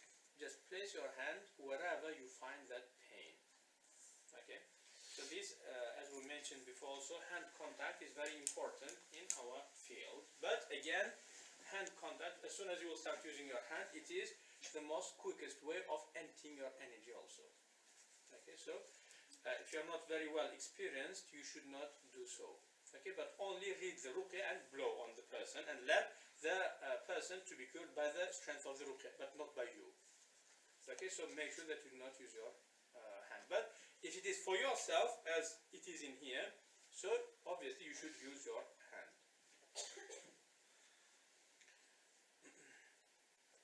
So you will just place your hand on your on the place where you are getting the effect, and then قل بسم الله ثلاثا, and say بسم الله 3 times. بسم الله بسم الله بسم الله 3 times. وقل 7 مرات, and after that say the following thing for 7 times. أعوذ بالله وقدرته من شر ما أجد وأحاذر. أعوذ بالله, I ask the protection by God, وقدرته, and by His power, من شر ما أجد, from this evil that I am finding, وأحاذر, and the evil that I am expecting. Okay, so that is on yourself. رواه مسلم وأبو داود. عن أبي سعيد الخدري رضي الله عنه أن جبريل أتى النبي صلى الله عليه وسلم فقال يا محمد اشتكيت صلى الله عليه وسلم. So Jibril عليه الصلاة والسلام came saying, are you ill? قال نعم. رسول الله عليه الصلاة والسلام said, yes. قال, Jibril عليه السلام said, بسم الله أرقيك من كل شيء يؤذيك من شر كل نفس أو عين أو حاسد الله يشفيك بسم الله أرقيك. So that is the actual Ruqyah. So بسم الله أرقيك, I do Ruqyah on you by the name of God or by God. من كل شيء يؤذيك, from anything that harms you, from anything that gives you pain. من شر كل nafsin, from the evil of each single person, if it is nafs. But if it is nafas, so from the evil of any blowing into the to do black magic. Aw aynin, as well as I'm doing ruqyah on you from the evil of the eye. Aw hasidin, or from the evil of the envious person. Allahu yashfika, God gives you shifa, bismillahi wa ruqyah. So that is the actual text of the ruqyah. You can do it, you can try it. عن عائشة رضي الله عنها قالت أن رسول الله صلى الله عليه وسلم كان إذا اشتكى نفث على نفسه بالمعوذات ومسح عنه بيده. So if Rasulullah عليه الصلاة والسلام would be ill, so then he would recite the following recitations. Nafasa is blowing with some parts of, just small bits of saliva also together. So if Rasulullah ﷺ would be ill, so he would recite the mu'awwidhat. So what are the mu'awwidhat? Mu'awwidhat are, we have many opinions, and the most popular opinion is them 4 surahs which start at the end of Quran, which starts by Qul. So Kafirun, Ikhlas, Nas and Falaq. Okay? But the second opinion, less popular but stronger, which says that everything starting from Qul Ya Ayyuhal Kafirun up to the end. So Qul Ya Ayyuhal Kafirun, okay, Nasr, okay, and then Abu Lahab, and then Ikhlas, and then Mu'awwidhatain. Okay, so Mu'awwidhat, plural. Okay, so that is the thing. Shaykh, Yeah? when you say ill, does it mean just fever Illness, or yeah. anything? Natural illness, not the black magic. Yeah. So obviously we do have this opinion which says that Prophet was affected by black magic, and then this surah came down, 2 last surahs. Okay, actually the most reliable opinion says that 2 surahs was revealed in Mecca. Okay, and it is confirmed, and Shaykh Abu Mansur, our Imam Maturidi, rejected that these 2 surahs was revealed because of some incident happened to the Prophet, because in both of them it says Qul, okay, say. So if it is directed to the Prophet, so in there it says Min sharril waswasil khannas, means, oh Prophet, say, I ask Allah to protect me from the whisper of the devil. So is it logically possible in Aqidah that Prophet will get whisper from the Satan? Impossible, isn't it? So it's not that Qul is not directed to the Prophet Muhammad. So that's what Shaykh Abu Mansur said. Qul is not directed to Prophet Muhammad. Okay, so that is our position, as well as this Mu'awwidhatain being revealed in Mecca. It is something that confirmed by many of the scholars. So it is disagreed upon, first of all. Okay, if it is Makki or Madani. Most popular, most famous says it's Madani, but the most strongest it is Makki. Okay, in the time of Tabi'in also this disagreement used to be there. Okay, and quite recently, so it's always there, this disagreement. Okay, yeah, and but when you look into the content of these verses which comes after Qul, you understand that it cannot be to the Prophet. Satan never can whisper to the prophets, you know. Okay, prophets are protected from the shayateen. Okay, so prophet, no, for example, do you know this, maybe our brothers, Christian brothers and sisters may disagree with us, because they believe that Isa alayhi salam was taken to the desert to be tested by Satan. Do you know, for 40 days, do you know, they do have it in Bible. Yeah, but we do not believe in it. Isa alayhi salam is that glorious person, you know. Yeah, and also they bring this hadith in which they say, yes, each single person, when he will be born, Satan will punch him. So that's why they cry, except Isa. No, it's not except Isa, but except all of the prophets. Satan cannot punch the prophets, you know. No, but unfortunately, the reputation of the prophets are too low, you know. They think that prophet was like me. So then it's possible that he could be affected by black magic. I don't think they are mature enough to understand what they're talking about. Brain is not there yet. Okay, so it is revealed in Mecca. Okay, as well as Rasulullah reciting for the Ruqyah not only Qul a'udhu bi rabbil falaq and Qul a'udhu bi rabbin nas, but as you can see, mu'awwidhat, plural. What are the mu'awwidhat? In the smallest opinion, it is 4 surahs. You understand? But the most strongest opinion, so it is 6 or 7 surahs. Does it mean that all of that is revealed because Prophet became, as they say that dirty word, you know? Never can be. So anyway, so it's just normal natural illness. Okay, natural illness. For example, if you remember, Rasulullah before passing away, so he had this high temperature, and Sayyidah Aisha started doing that, isn't it? And it was not magic, but it was high temperature. Understand? Yeah. So anyway,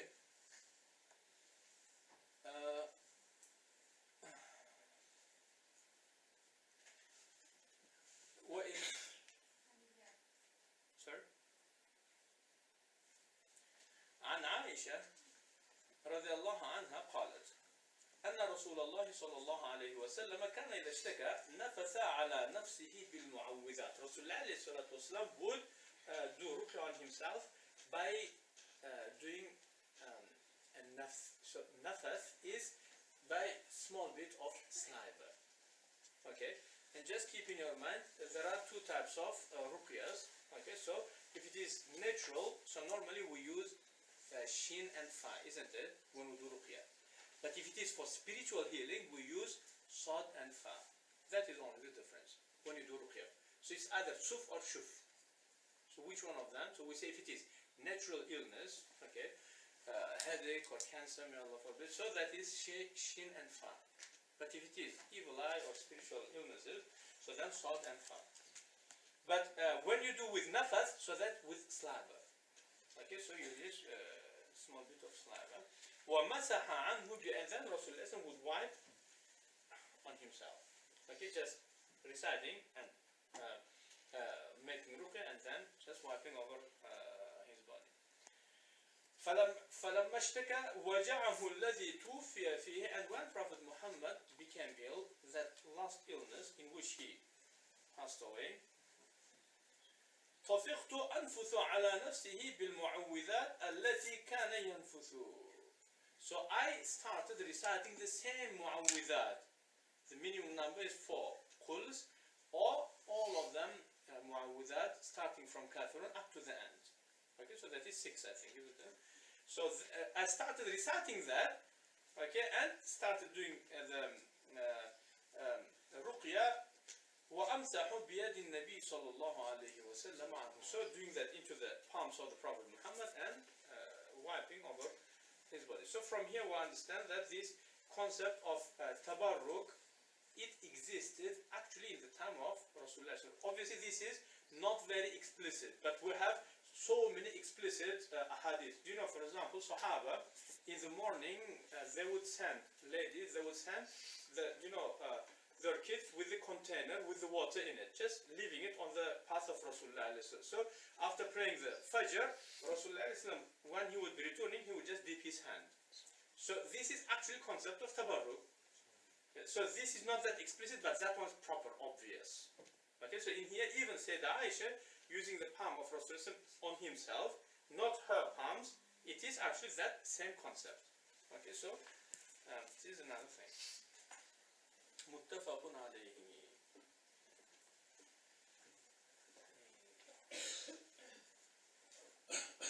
And also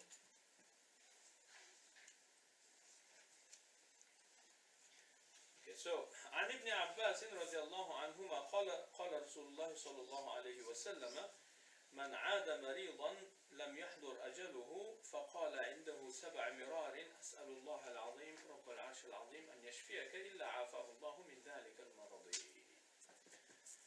Rasulullah says, if someone goes to visit the ill person who is not supposed to be dying from this illness, and if he says the following recitation for 7 times, it will hurry up his healing. Okay. Who knows what is, so I'm going to read and translate it. Who knows, there is one surah which is also recommended to be recited in front of the ill person. What is that surah? No. I understand what you mean, yeah. But there is some specific. Within 3 days, person will come back. No.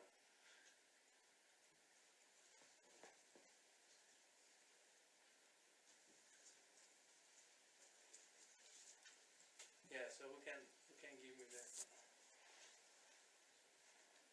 The one who finds the correct answer, I will give him permission to take a photo next to me. Too greedy. Maulanas are we do not give money, we do not give anything because we are Maulanas, We take things, but we never give things. Yeah. No. Surah Muzammil. Surah Najm. This is in the Quran. So within that 30 paras, isn't it? Who said Muzammil? Zindabad. Excellent. It is Muzammil, yeah. It is Muzammil. So because normally when we do the Ruqyah by reading Surah Yasin, normally you need to be qualified. But to read Muzammil for the ill person, no anything requested except one thing. You go with the intention of visiting him. Then you read from the beginning, but you have to place your hand on the forehead. So this is a bit, you can say, risky bit. I would not advise you to do it, but only to recite Surah Muzammil. How many times? Once. Just once. Once will be enough, inshallah. Once every. No, just you go once, you recite once, that's it. Yeah, so within about 3 days, he will be gone. So make sure that you do it when you go to your mother-in-law,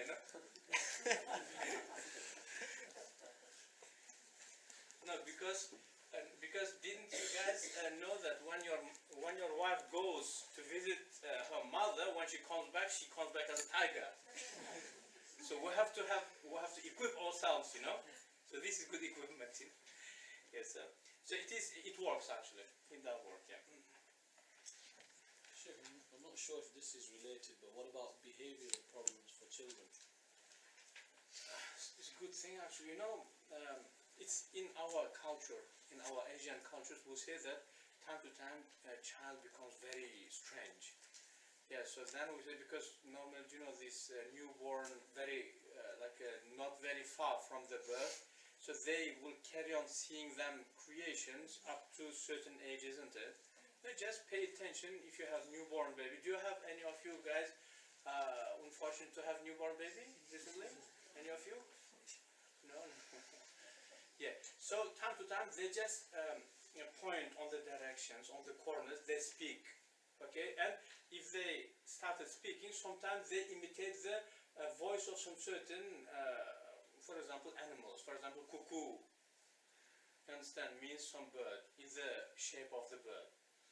So if that is the case, so then yes, definitely you have to read any Ruqyah, just to detach them things. And these Jinnat have this habit. Children of the Jinnat to play with our children. They have this habit. My mother tells me something that when a baby cries, Yeah. there is something telling the baby that your mother's died. I don't know where they get it from. It can happen, yeah. So that there's something that tells the baby your mother's died, so it begins to cry. It can happen actually, yeah. It can happen.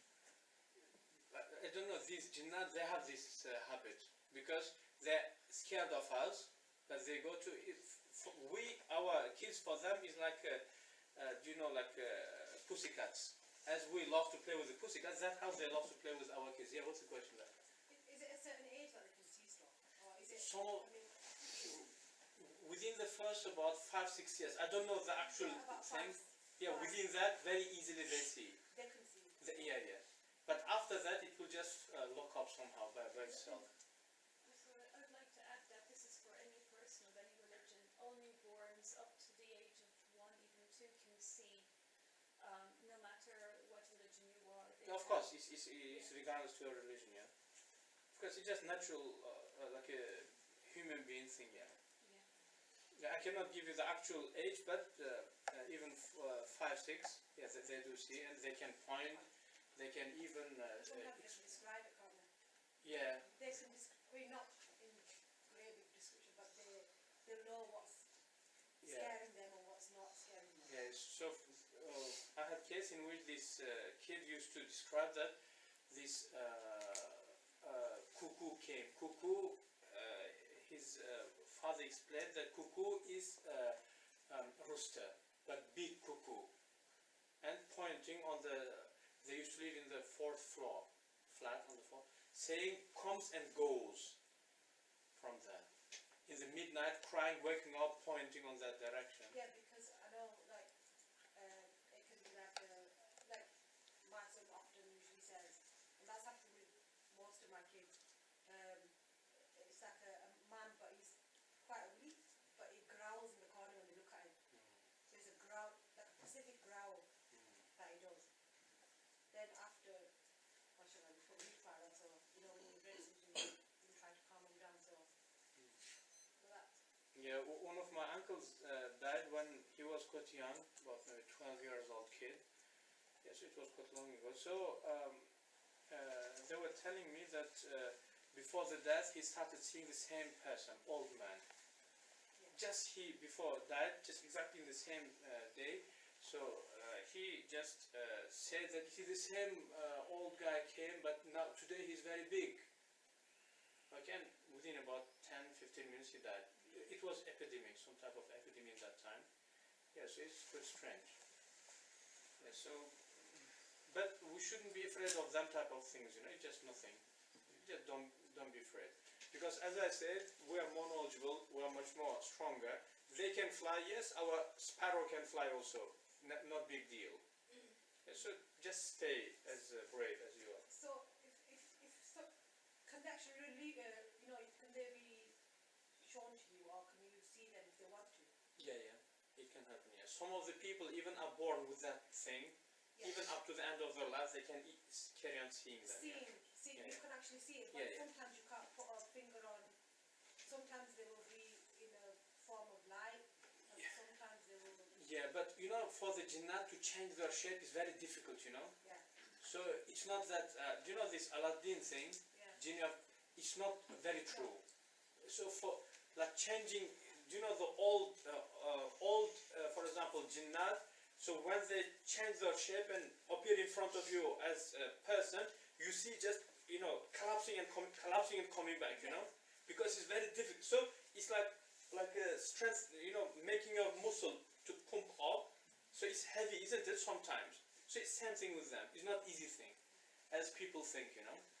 Yeah, so it is a bit... Because you don't get a proper form. It's always something that's... They will carry on changing, yeah. Yeah. But they have their own It's shape not a also. solid form, do you understand? No, they have their own shape, but when they appear in front of us, Yeah. they may appear in different shapes, yeah. Yeah. You know, like you mentioned, if you read Surah Yasin, so to protect yourself, or Yeah. someone reads it and then blows on like their husband. Yeah, that's fine, that's sufficient, same thing also, yeah. As long as they do not have blood, they're not affected, so Yasin is sufficient. You read on yourself, or you read in the water and give it away to the people to drink, so that's just sufficient, you know. What if reading to them irritates them a lot, so they get really angry? Yeah, yes, so that's a good sign of possession or black magic, yeah. Or yawning, or crying, or laughing, or moving, you know, when you read. So all of them are good sign of the jinn position. Okay, any other question? Okay, so let's complete this work, please. So, what do you read in front of your mother-in-law? You read As'alullah al-Azim. I ask God, Rabb al-Arsh al-Azim, the maintainer of glorious Arsh, and Yashfiyaka, to give you shifa 7 times. There will be some people who will ask you to read on them Surah Fatiha. They will ask you to place your hand on them and to read. Don't place your hand, because those people know what they are doing. Okay, so it is just natural parasites. Not in offensive, not insulting word, but it is the people who are naturally, they are born to be vampires. Just suck out the energy. For example, it's very possible that you just go to meet with someone, you are very up, very energetic, and after the meeting, just half an hour, you will collapse. And he was ill before meeting you, back to normal, and you understand. Just they are parasites. We call them parasites. Okay? And other way around also is available. We call them donating people. Okay? So it is the people who cannot control their energy. It will be just open all the time. When they, for example, so we have so many people. If I'm donating one, so I will just come to see you guys, and just I will give away everything. But at the end of the day, I will be just collapsed by myself. It's you know, it's not that tiredness which is physical. If it's physical, when you get massaged, just goes. But this one just proper collapse. You understand what I mean? Not physical, but a different way of thing. So then people are donating people. Okay, so normally donating people, they will end up in very severe illness and they die on that, because they don't know how to control themselves, they don't know how to lock up that, but they carry on giving it away, and by themselves they will carry on lifting that illnesses of the people. Okay, all the time they complain, all the time you see them in the JP. Okay, so all the time they're taking these tablets and remedies. Yeah. Spiritual energy then, does it go top? Yeah, it does. Yeah. There is way of emptying yourself from all of that negative energy that awaits. All of that is by Quran. Certain surahs. Yeah, also, yeah. You physically appears on you. Okay, you feel very confident here, very strong, okay, and very happy. عن عبد العزيز بن صهيب قال دخلت أنا وثابت على أنس ibn Malik. We went to visit Anas ibn Malik. فقال ثابت. So Thabit al-Bunani said, Ya Aba Hamza, Ya Aba Hamza, Abu Hamza is kunya of Anas ibn Malik, اشتكيت, I'm ill. So he went to complain. فقال أنس ibn Malik said, ألا ألقيك برقية رسول الله صلى الله عليه وسلم. Do you want me to give you the ruqyah of Prophet Muhammad عليه الصلاة والسلام? فقال بلى, yes please. قال, so Anas ibn Malik recited the following thing. اللهم رب الناس مذهب البأس اشفي أنت الشافي لا شافي إلا أنت شفاء لا يغادر سقما. اللهم, Ya Allah, رب الناس, maintainer, Lord of the people, مذهب البأس, and the one who gets rid of the hardships. Ishfi, give shifa. Anta shafi, because you are the one who gives shifa. La shafiya illa ant. No one can give shifa except you. No one can cure except you. Shifa'an la yughadiru saqama. That type of cure after which there will not be any illness. The next hadith is narrated by Bukhari and Muslim. It's a very famous hadith. Some group of Sahaba, they were traveling. A group of people were traveling, Sahaba were traveling, and suddenly, obviously, they went to this place and they were hungry. Then they were camping next to this tribe, and they asked them to host them for hospitality. Those people said, and those tribes said, no, we're not doing. So then Sahaba offered money. So can we buy some food from you guys? They said no. Maybe they thought that it's just evil people. So they, and after that, after short periods, one of the leaders of this tribe, he became ill. Okay, in some of the narrations it said because of scorpions stinging, and some say it's because of anything. Allah Alam. They just straight away came to the Sahaba saying, can any of you perform Ruqyah? Okay, so then one of the Sahaba said, yes, I can. Okay, but he never practiced. Okay, but just maybe he wants to. So anyway, so he went to read the Ruqyah, and it helped. That later he just come back as a normal, and then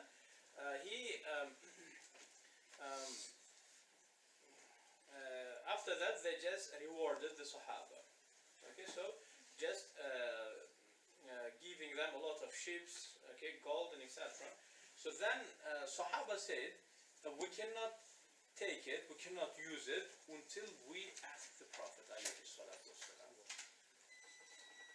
So when they came to Madinah, they explained what happened, and they said, yes, indeed, the best thing that you use to be paid is the Book of God, and give me my share also. Anyway, and then after that, Rasulullah asked the Sahabi who was reading the Ruqyah, saying, how do you know that Surah Fatiha is Ruqyah? Okay, so that person said, something came to my mind.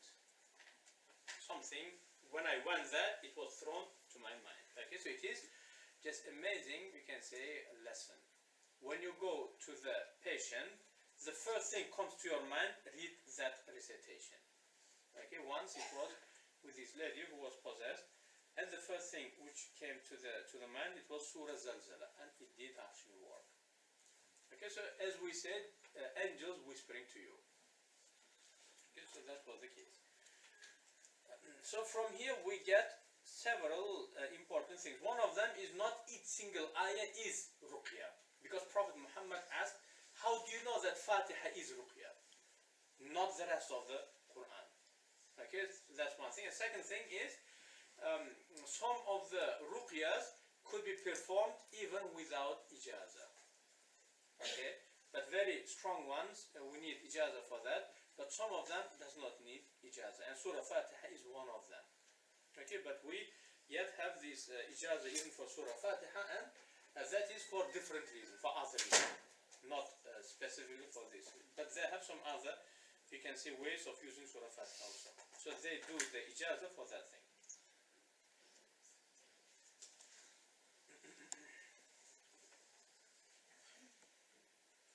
And another thing, the way of doing, narrated by Imam Tirmidhi. So you will place your hand where you have this pain, and then you say Bismillahi, A'udhu bi'izzatillahi wa qudratihi min sharri ma ajidu min waja'i. So it is the same recitation which we mentioned before. The next 3-4 of them is just repetition of what we have mentioned before. So that is all about this recitation. Now we have this question answer session. If any of you have any question, I'm ready. Regarding like black magic and jinns, Yeah. me, not necessarily me, but like my family as a whole, I've come to a point where they're not exactly certain in it, and they're only believing in it because in the deen we're told. And the main reason for that is because there's nobody in my family that's ever experienced anything like that firsthand. Or I don't know how I'm supposed to tell my family that, look, it does happen, but build that certainty in them. It's very valid question. So if, for example, someone does not believe in black magic, so does that prove, so is that like in Aqidah field, is that dangerous or not? Does it take the person out of Iman or not? Obviously it is a bit a risky question. Okay, so, but obviously your parents, they don't know that it is mentioned in Quran, am I right? The only reason they do believe it is because of that. Because of Quran. There's no experience, there's like... Okay, that's fine. That means that's it, finish. Right, so you killed the issue. That's perfectly fine. That's it, it's alright.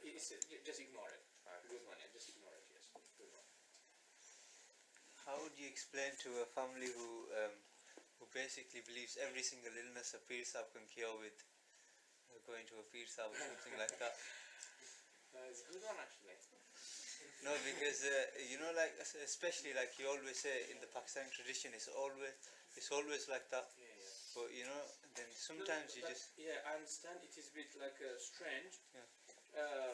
But you know, the illness is also creation as me and you. Do you understand? So there could be someone, doesn't have to be Pir Sahib, it could be non-believer also, disbeliever. Could be Christian, Jewish, could be atheist, could be whatever. Okay? But illness listens to it, to the person, sorry. Okay, so it can happen actually.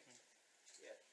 Yeah, but yeah, we ethnic Muslims, especially we also in Uzbekistan, we have this like over-exaggerating the peers, you know. We all have this illness. It is just epidemic. It's epidemic. Yeah, it has to be tackled somehow, but not by lay people, you know. Very highly qualified scholars, okay, or otherwise it's going to create big problem, you know. For example, recently I had this issue of Prophet ﷺ becoming affected by black magic. So they were accusing, I was just shocked, you know. One of them was saying that he became sexually impotent. No, what type of shameless guy you are talking about Prophet on that language, you know. Now let's speak about your father. Let me say that your father is sexually impotent. What you will do with me? So you're talking about Prophet, you know. Yeah, and others said he lost his mind. He would do something, but then he would forget, and it would seem to him that he never did that. Do you understand? So it is even worse than first one. Do you understand? So So, I don't think that I was able to handle this issue because it was quite like dangerous, you know, and they were talking in very like evil way, you know, and they were insisting on their point. So, so I think even these type of very obvious issues needs to be tackled just on very like high level. Okay, so that's why I would just advise the young people, even you could be a highly qualified scholar, don't get engaged because your age will have its own say. They will not respect you because of your age. Okay, just leave it for maybe you know, old scholars because age respected somehow, isn't it? Yeah. Yeah, but yeah. So our belief in like a fear is too big, you know. It shouldn't be like that. But I do believe that there could be some people.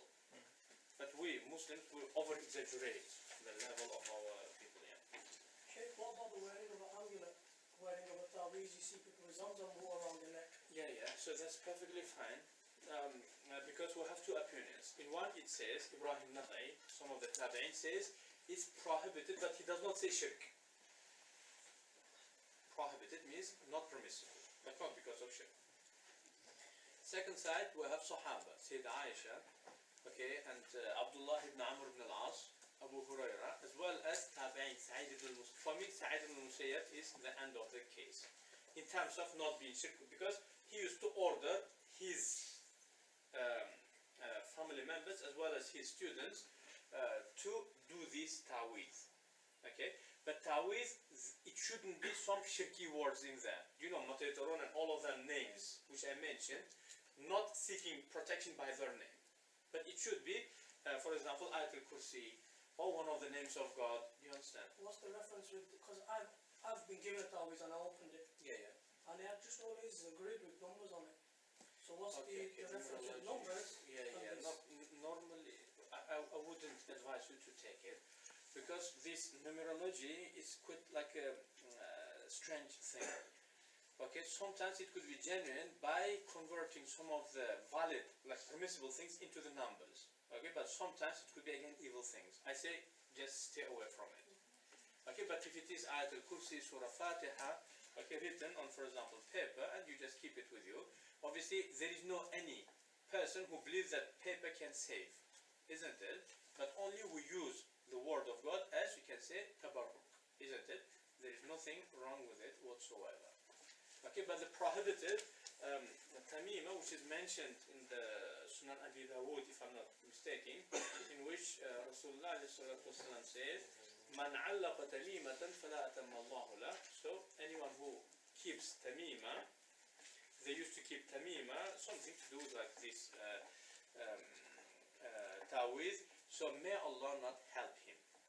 First of all, if it would be shirk, Prophet ﷺ definitely would mention first thing. The second thing, tamima and ta'weez are two different things.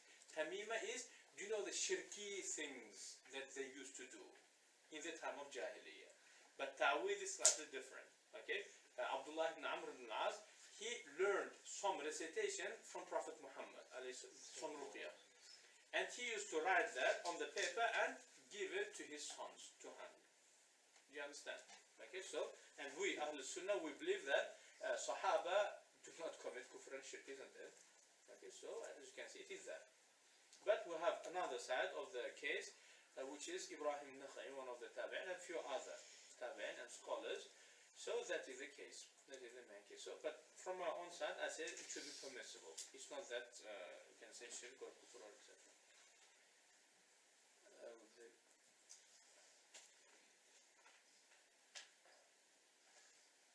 I couldn't read. What's this? Is it allowed to communicate with the? With the Qareen. Yeah, of course, because Qareen is Jinn. So it is your Qareen is your Jinn actually. Okay, and obviously we have these 9 angels with each single person. Beside that, we have Qareen. Qareen is Jinn. You can communicate, yes, 100%. Yeah. But again, not everyone is born to communicate. So it is Jinnat. Do you know the people who have that ability of speaking with the Jinnat? They can speak with the Qareen also. Same thing. how do you protect yourself from the evil eye? Good question, actually.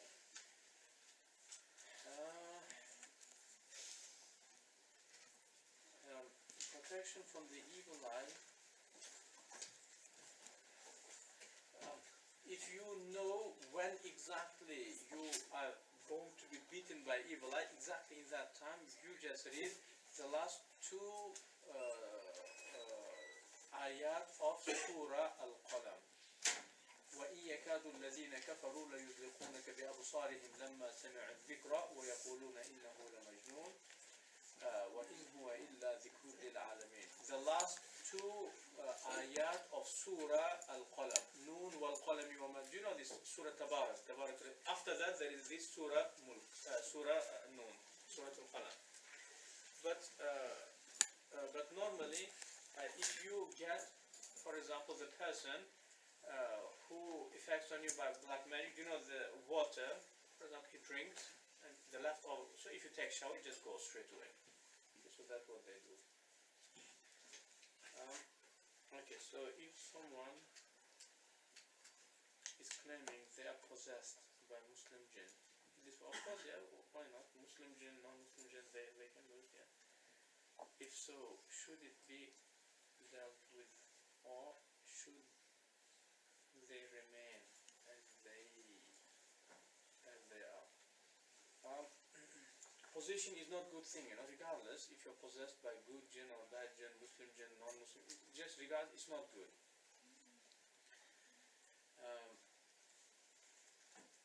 So, in my own understanding, definitely you have to deal with it. Okay, so you have to just stop it. Yeah, because jinnat, all of them claim to be your friend, you know. Just to go to a Muslim country, any, you know, for example, these Arabian countries or non-Arabian countries, go to the bazaar, like traditional market. All of them will say Sadiq, Sadiq, friend, friend. But when they will take you into the shop, then you see the real Sadiq, you know. Yeah. So jinnat are same as us, you know. They will say Sadiq, Sadiq, but then they will show the real face. Okay, yeah. I was going to ask, do you know when it comes to spiritual healers? Yeah. Now, when it comes to stuff like, for instance, if it's a woman that needs a healing, the spiritual healer is a man, he wants to make physical contact with her. Yeah, yeah. Is that a problem? Normally we do not do that, but we ask the lady to place her hand where normally healer would place. Then, from the distance, we make the station. So, no, we do not touch, no. But if one did, then that means that something's not right. Yeah, I wouldn't say, because even sometimes genuine people do it. But I, by myself, I don't do that. But obviously, from my side, it's strange. But I cannot put accusation on anyone. Intentions could be different. Yeah, but it's a bit strange. Yeah, it is. It's not right. Yeah. Okay, sorry. If we could just end it there. We are running late. The building